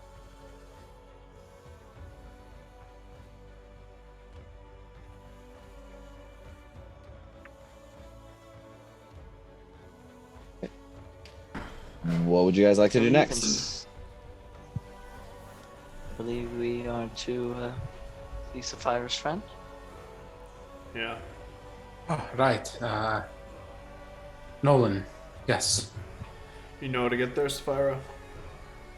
I wouldn't know how to get there, right? Absolutely. Okay. So, because the river is so usually you would have to take a boat to get there. However, the river is so fucking frozen around here that it would be quite easy to just walk to his house across the ice. Is it so this can- like house here? Yeah. Oh. Yeah. easy. And he lives on wet rock. This like sort of like a mountain of rock. All right, well, lead the fucking way. Let's go. Are you cool All right. walking on ice after the other day? I've done that before. I can definitely do so again. But you Alright. know, I would say make sure to keep a good eye out just in case anybody, let's just keep going, You guys get the feeling that Sapphira is terrified of it. Go ahead. I'm just gonna say, if any giant ice crabs jump up, we know how to deal with them this time. Do we? Yes, I think we do. Yes, We'll be fly. fine. Yeah, fly, you fools. So you guys make your way down through town, and you can see to the north of you, there is this really big hill, and there's a really nice house on top, like a mansion, on top of the hill up here by under the E and the N in Bremen. Yeah, and you get the feeling that might be where the town speaker lives. Just an assumption. But you guys make your way to the shore, and you can see, yeah, there are some fishermen dragging boats across the ice. And you can also see that there's more ice fishermen than people dragging boats. But it's not a lot. There's not a lot of people out on the water. You get the feeling that, and you would have got this from the bar last night too, that like people are scared to be on the ice and in the water fishing. That's kind of why the town is not doing so swell. But there are still some hardy, not afraid, because it's a rumor. There's some people that don't believe it, like that one guy. But you guys yeah, go ahead. I'll just gesture over to Gabar about like the lack of people actually taking boats out. Be like, oh, might be easier than we thought to get our hands on a vessel there, right? Well, I mean, we need to find someone that's actually going out there, or else it's just stealing stuff. No, but I mean, people might have a boat tucked away that they're not using. Looks like Okay. most folks are just hitting the ice. Yeah, we'll scope it out when we get over there. Aye. Couldn't hurt to ask. All right, so you guys get to the shore, and yeah, you can see there's like a log cabin on this island. And you start to walk across, and it's easy enough. 10-15 minutes you can get from the shore to the house. And you see the house on wet rock. Like a miniature version of Kelvin's Cairn. There's a small wood cabin and a sort of pseudo shelter off to one side. There's a dock out front of the cabin with a boat frozen in the harbor. But you make your way around, and you can see that there's like patches of grass growing through the snow in some places. And as soon as you get on the island, you see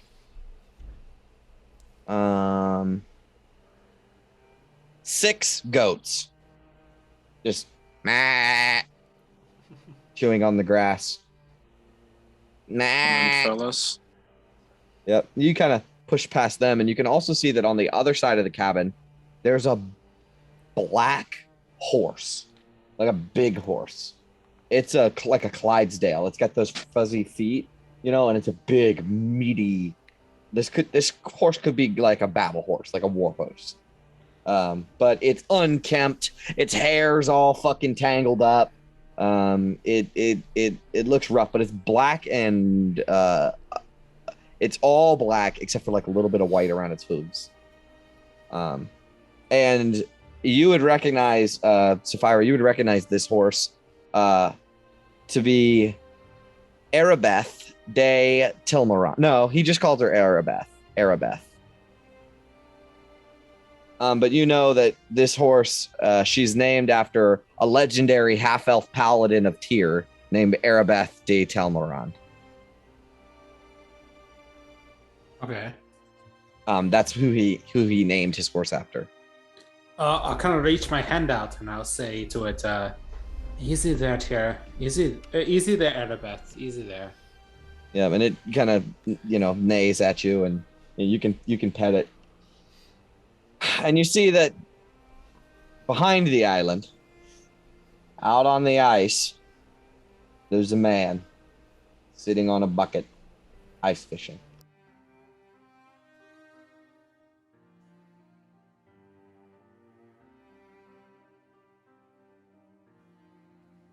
What would you like to do? What does this man look like? You can't really tell from where you're at. He's maybe a 5-minute walk out on the ice, but you do see that he looks like he's wearing like bulky clothes or bulky armor, maybe. And you can also see the shadow or like the makeshift of a fucking big ass sword that's strapped to his back. That's him, all right. I'll kind of walk up a little bit closer, but I won't really get towards the edge of the water. Yeah. He, more than anybody, would know how much he's got his back to know you. More than anybody, as much as how I don't really like getting too close to this type of situation. Right. Well, what would you do? You see him. He's got his back to you, so he can't see you. I say, any good catches lately? So actually, before that, I can describe him a little better. He, as you get to close to the edge of the water, everybody get to the edge of the ice. You can see that there's a human sitting on a metal bucket, and he's ice fishing. And you can see the little hole that he made.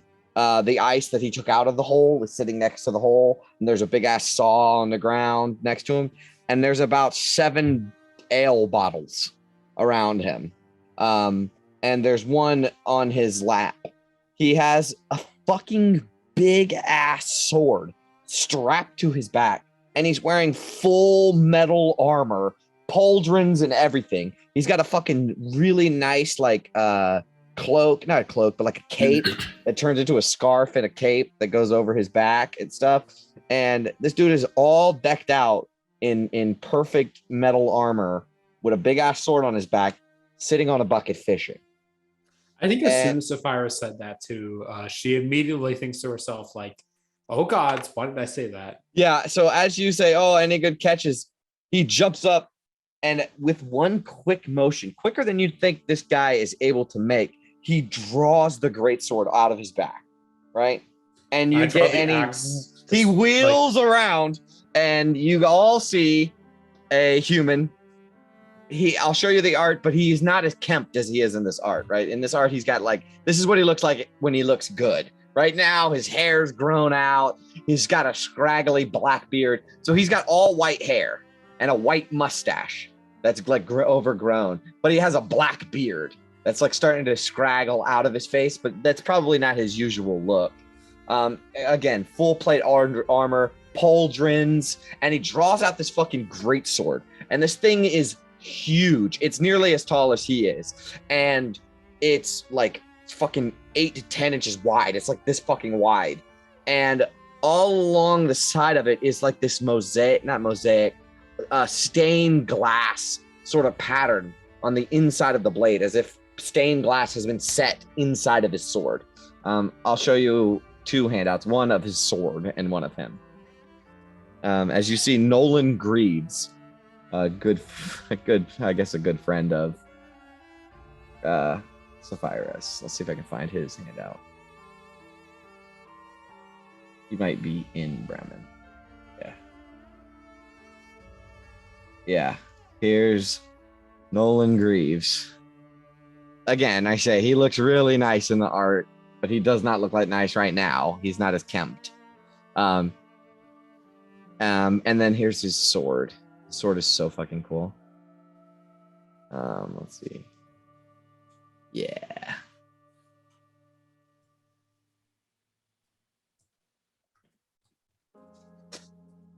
And as he draws the sword, Sapphira draws the axe, and it seems that he is incredibly drunk because he wheels around and starts fucking wobbling back and forth, and he says, "Stay back, fiends! I shall vanquish you in the name of Tyr and the legions of the blade!" And he begins stumbling, and he's about to fall into the hole that he cut in the ice. Is there anything that you guys would like to do to save him from? He's wearing I'm gonna like full run plate metal right up armor. to him and try to catch him. Okay, make a dexterity based check. Let's make a dex save. Dex save? Dex save, yeah. Okay, this is not going to be great for if I end up falling in. Oh I do my have God. Inspiration. Okay, do you want to use your inspiration? I will. Okay. 10? That's all you needed. Okay, so Okay. as he's falling backwards, he's about to fall into the hole, right? And you run forward and grab him by his magical cloak and He pull just like him. grabs him and just like, oh. Yep. And you nearly fall in as well, and you pull him back in. And he kind of blinks a little bit. It's dark out here. And he blinks, and you can see just like the drunkenness, the glazed of his eyes, right? And he'll say, "Oh, it's you, Sapphira. I didn't even recognize you with all these other fuckers." They're good friends. Don't worry. They're just helping me out on a few different missions. Okay, well, I'm gonna get back to fishing. Wait, Sapphira, what are you doing here? We came here to. So we heard tales about a monster out on the lake here. A monster. If fuck it. Have you heard about this monster? Yeah, I heard about it. And what exactly did you do about it? Sapphira, do I look like I give a single shit about a fucking lake monster? Or the people of Bremen, for that matter? I mean, I feel like you should. Do you have any money? Money? I'm running out of ale. Running out of ale? Come on, not this again. You shouldn't be begging for money from your apprentice. Yeah, you've been bringing me money. Nolan, I can't keep doing this for you. You know, I can't just keep. How much do you want? Oh, it's like 30. All right. She sighs and she just pulls out 30 for him, and she just says, "All right. I'm willing to give you this amount as long as you promise me that you're going to keep better track of yourself, all right? I can't keep seeing you like this in this drunken stupor that you're in right now."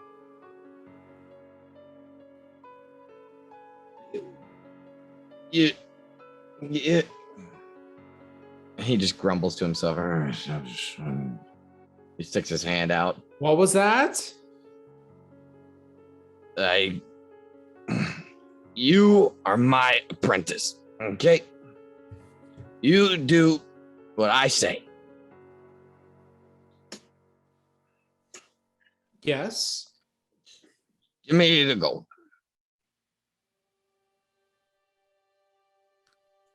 But as your apprentice and as somebody who looks out for you, Where have you even been? I've been out at. You told me. I was out at Brimshander. I thought you were gonna be back.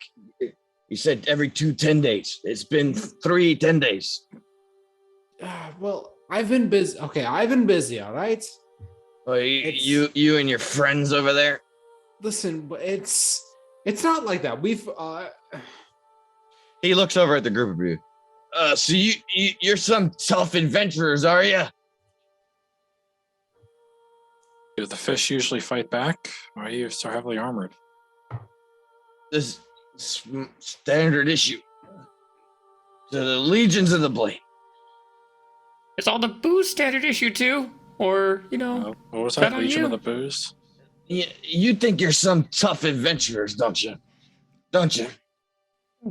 Well, you're just a bunch of pussies. I could take the lot of you with one hand tied behind my back. Gonna have to mix in a water, bud. Oh yeah, you're going to do that right now. I could. And he takes his greatsword in one hand and just kind of lifts it up, and it begins glowing with like blue light. And it seems pretty fucking strong, this magic item he's got. And he pulls it up and leans it on his shoulder. And he says, yeah, I could take you.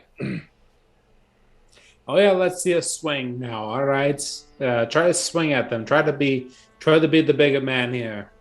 He thinks about it. He kind of puts the sword away. Yeah, that's point. right. You're But too drunk. he stumbles with the fucking thing on his back, right? Like he has to take one end and line it up to make sure it goes back in the sheep. Be careful with that thing. All right, you're gonna cut somebody. Fucking. Don't keep talking to me like that, okay, kid? I've been to Ravenloft. I've been to Avernus. I've been to the Shadowfell and the Feywild. Don't talk to me like that. All right, if he's How been long has it been sick, since you've been to the Half those Feywild? places All are made right. up anyways. I went to the Feywild but 30 years ago. Who knows Ravenloft isn't fucking real? Oh, it's real. I've Fucking old seen wives' it. tale. No.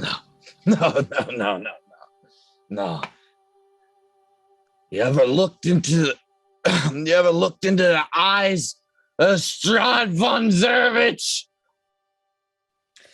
Here we go Wives' again tale. with the Strahd von Zervich.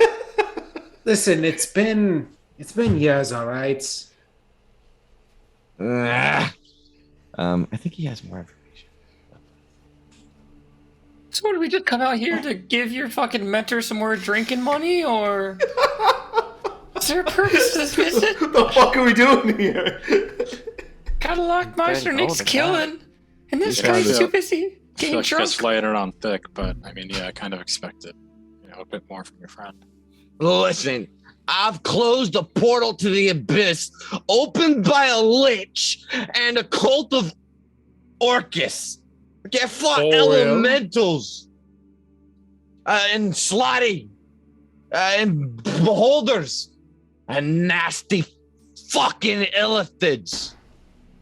We've heard So- fucking drunk people at bars tell more believable tales than this fuck. So is he talking Sapphires. about oral or is he talking about Orcus? Orcus? Orcus. Yeah, he said Orcus. And he'll lean over and be like, tell him, Sapphira. Tell him.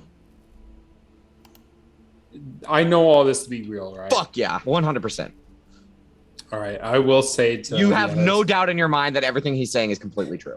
I will say to the others, I just shrug and I'm just like, I mean, what he says is true. I kind of whisper that so he doesn't really hear it. Yeah, so it doesn't blow his head up. Mm-hmm. Like, this guy doesn't really fuck around. I mean, This guy, I could fucking take him. I mean, he I seems to don't be a really think you professional laydown. can. You saw that sword on him. He's just like whipping that around with one hand. Sapphira, tell him about the Neolithid. And you've heard this story like 1,000 times. This is his prized thing that he's done. God. He's like, yes. tell him when I led the assault on an abandoned mind flayer colony in the Underdark, where a Neolithid had eaten all the tadpoles. Tell him. Right. All the tadpoles. He did the whole thing where he was rallying the troops against them, and then he went face to face with the Nilithid, and he chopped his head off. And all He's that. nodding and nodding like, oh yeah, see, she knows. Mm-hmm. And he says, the hell with you. You think you're some kind of tough adventurers? You know what? You're better off just walking out there into the mare and drowning yourself. At least then you'll have a say in your death, rather than being torn to shreds by a yeti, or having your brains sucked out by an illithid, or having your flesh ripped from your bones by a demon. I fucking hate demons. Nasty fuckers. Sapphire just like grabs a rock and just throws it at Nolan. I It say, like, think clanks off his fast. armor. It clanks off his armor. He stumbles around a little bit. I say after that, and I say like, oh, what was that? It doesn't seem like you were really ready for that. I'm going back to fishing. No. You're not quite ready yet. You've gotten complacent. I don't need this from you. Oh, you do need this from me. You've I gotten don't. soft. He turns towards you, and you can see clarity in his drunken eyes, right? And he stares daggers at you. And he says, that part of my life is behind me. Just leave me alone. It doesn't seem like it is. I got the cake. Listen, you've cared for me all this time in my life. When I was over here in the Icewind Dale, I got to make sure to care for you as well. All right? And this doesn't really seem like me caring for you, and nor does it seem like you caring for yourself. He jumps up, grabs you by your cloak, and he stares you in the face. And he says, tell that to Karina. And you would recognize the name Karina as his first apprentice. Oh, okay. I say at that point, would Karina really want to see you in this form right now? He thinks about your words and lets go of your cloak and turns back around to his bucket. Says, just leave me alone. You want to go be an adventurer? Have fun. I say, listen, we don't abandon each other, you know? I don't really want to be an adventurer. The adventuring life just finds me. You've said that yourself, didn't you? He waves a hand at you, and you get the feeling that he's done with the conversation for today. Maybe you can get through to him in the rest of the adventure. I say to him, You've run out of what is it? The options in the The dialogue tree. The dialogue option. The dialogue tree, yeah. That just has to keep repeating them. I just say before I leave, just be aware of your surroundings, all right? It says like, you may have lost your students, but I'm not going to lose my teacher. He looks back at you, and you see that he pulls out from underneath of his like cape. He has a symbol of Tyr, and you know that is like that's his holy symbol, and he like holds on to it, and then turns back to fishing. And you get the sense that he's just a grumpy old man. He wishes the best for you.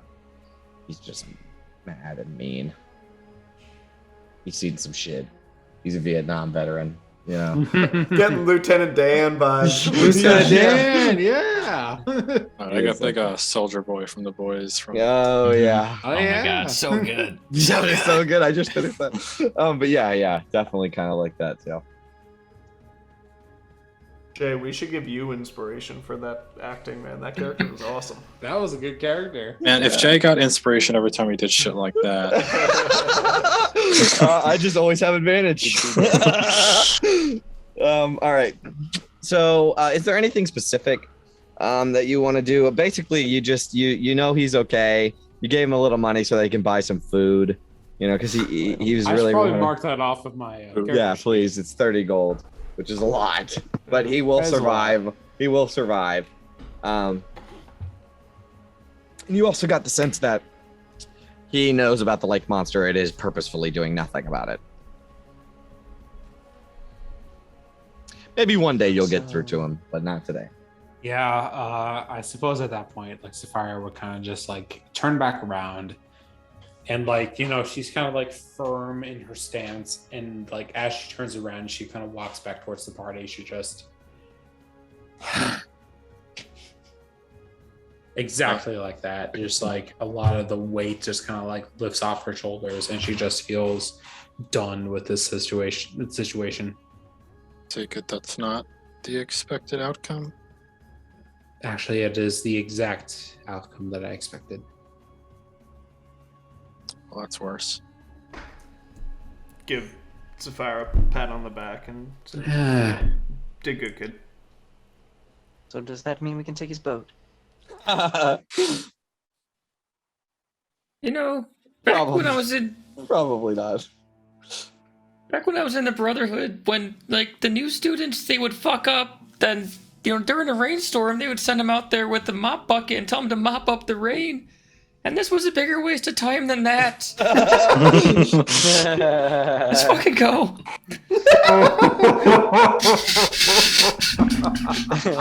I want to award everybody inspiration. I forgot to do it after the Tales by the Campfire, but also everybody's done some really seriously good roleplay for that. So, all right. So you guys want to make your way to the dock? You Yes. take the lead, We Gabar. can just walk right there. I kind of walk past and I say like, he's strong enough. He's fine. There's like a part of her voice that sounds defeated, but like a small part of it that also sounds kind of confident in his ability. Yeah, you know that he has various and sundry of magical items on his person, as well as like being a very high level paladin. Yeah, all that shit he said about like going to the Ravenloft to the and Feywilds and Avernus going and to Ravenloft and all Feywild. that He's been to stuff, the broad stuff. Shadowfell. He's seen He's some run through like shit. 6 published adventures. Essentially. yeah. He's seen some shit. Now, obviously, That's all true. Yeah. yes, it's all true. Everything that he said is completely true. And that's not unfamiliar to you either, Sapphira. People in your order do shit like that all the time. But none have as much, like, not many of them have as much experience as Nolan does. He's a very old man. He keeps talking about this curse of Strahd thing. Yeah. Yeah. It's all this big deal, and Yeah, his best one is the Neolithid. He tells that story all the time. A neophyllithid is a tadpole Pure mind flares. that eats all the tadpoles in the pool. It becomes the alpha, and then once it sits there for like if the colony is abandoned, if that one tadpole still lives, it evolves into this giant fucking worm, mind flare worm thing. It's huge, massive. It's like a huge sized creature that like lives in the pool, and it's nasty as fuck. They're huge and they're just horrible. They're like CR fucking 13 Yeah, they're or something. abominations even in like illithid society. Yes. Oh yeah. 100%. And he's killed one of those before, so he's good about that. That's his prize thing that he's doing. He has it stuffed somewhere. I don't really know where, but it's somewhere. Yeah. He keeps telling me about it like it's this whole big thing. And I keep asking him like, "Oh, where do you have it? Where do you have it?" But he's like, I have it somewhere. Fucking gets the fire on. Of course, he can't show you the proof. So, He has to show me at some point. so you guys make your way towards the dock. And on the dock, there are a couple of boats here and there.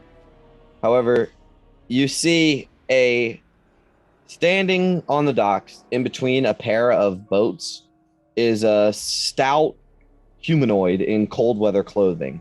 A gray hood kind of hides most of this humanoid's face, but you can make out a wide nose over a long frosty beard.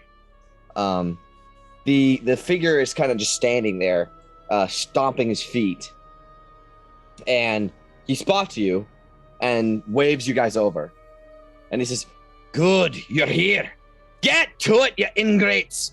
These fish ain't gonna catch themselves." And he keeps telling me about this Ravenloft thing. I've been there like 4 times already. And every time there's always this old lady that's selling these cakes. And I don't know what to do. All right, now we're just spoiling Curse of Strahd. Not really. But yeah, he says, Kind of, but... get to it, you ingrates. These fish ain't gonna catch themselves. And he's telling you, come on. Sorry, Captain. Let's go. Sure. Let's fucking go. Did you set up a deal beforehand that I missed? I have no idea who this fucking guy is, but there's a boat. Yeah, as you come over, you can see that this is a dwarf, and he's standing in between 2 boats that are like sitting on top of the ice.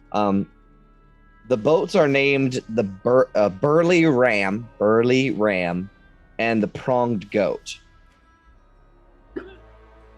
And he says, "The deal that we made last night still stands. 5 silver per caught trout."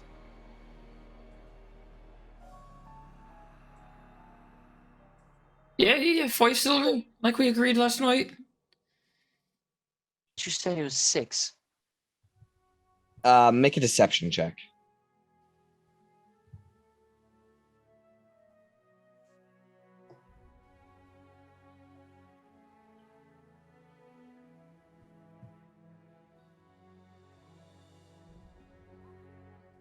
I'm gonna make an insight check. It has a 0. Okay. He says, "Hey, Mike, to sit it."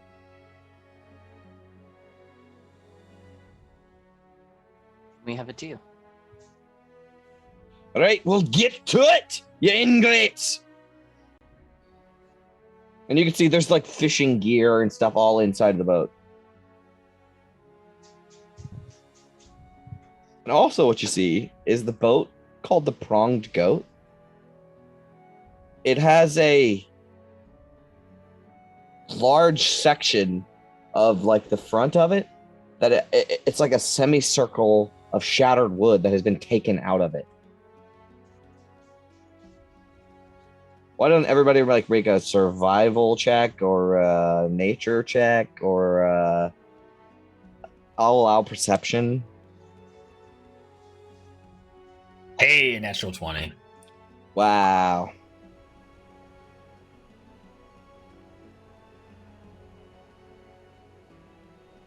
So, big smile. You can tell that the shape of this looks like it was bitten out of it, right? Like it was if you take a bite out of a cookie, right? Only this thing is pretty big. Gabar, you can tell it is 1000% something took a bite out of the boat. You are certain of it. There is no shadow of a doubt in your mind that something big bit the boat and tried to eat it. You can even see like the little fucking scars where a teeth would have been scraping. And the dwarf keeps shouting, "Get in!" Or like, "Start carry him! You gotta hike him up the ice!" Is he referring to both boats, or we're Mhm. taking one? Both boats. You want us to take the half-eaten boat out? What do you mean, eaten? You don't see the giant chunk missing out to your boat? What do you mean? It was done by the ice floes. The what? Don't you see? Bloody ice everywhere. Last crew were apparently born with pits for ice because they sailed right into a goddamn ice floe. I ain't gotten around to repairing the gunwale yet, but she floats just fine. Insight check that. Mm-hmm. I don't. Oh man. That is the DC to tell that he is lying. Yeah. Let's. We can all fit in this. This one boat here. No No, need you for. can't. It's a 4-person boat. We agreed on 2 boats. I'm like. I'm sure you did. Barely I'm sure a you person. did. At some points, listen, you seem to be a little bit on the edge. Just get to work. I'm pretty sure you said one boat. All right.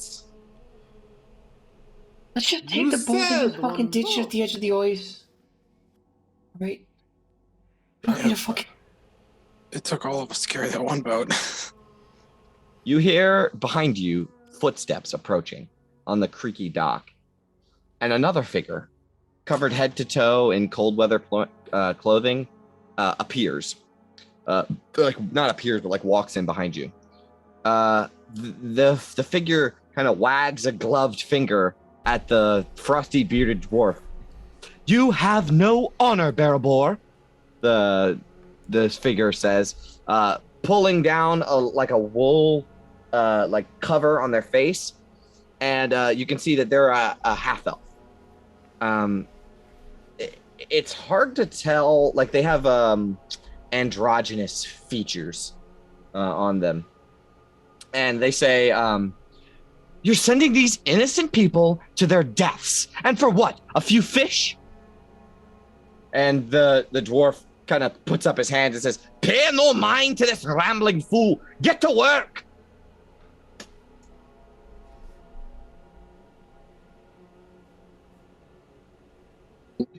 Right as we agreed.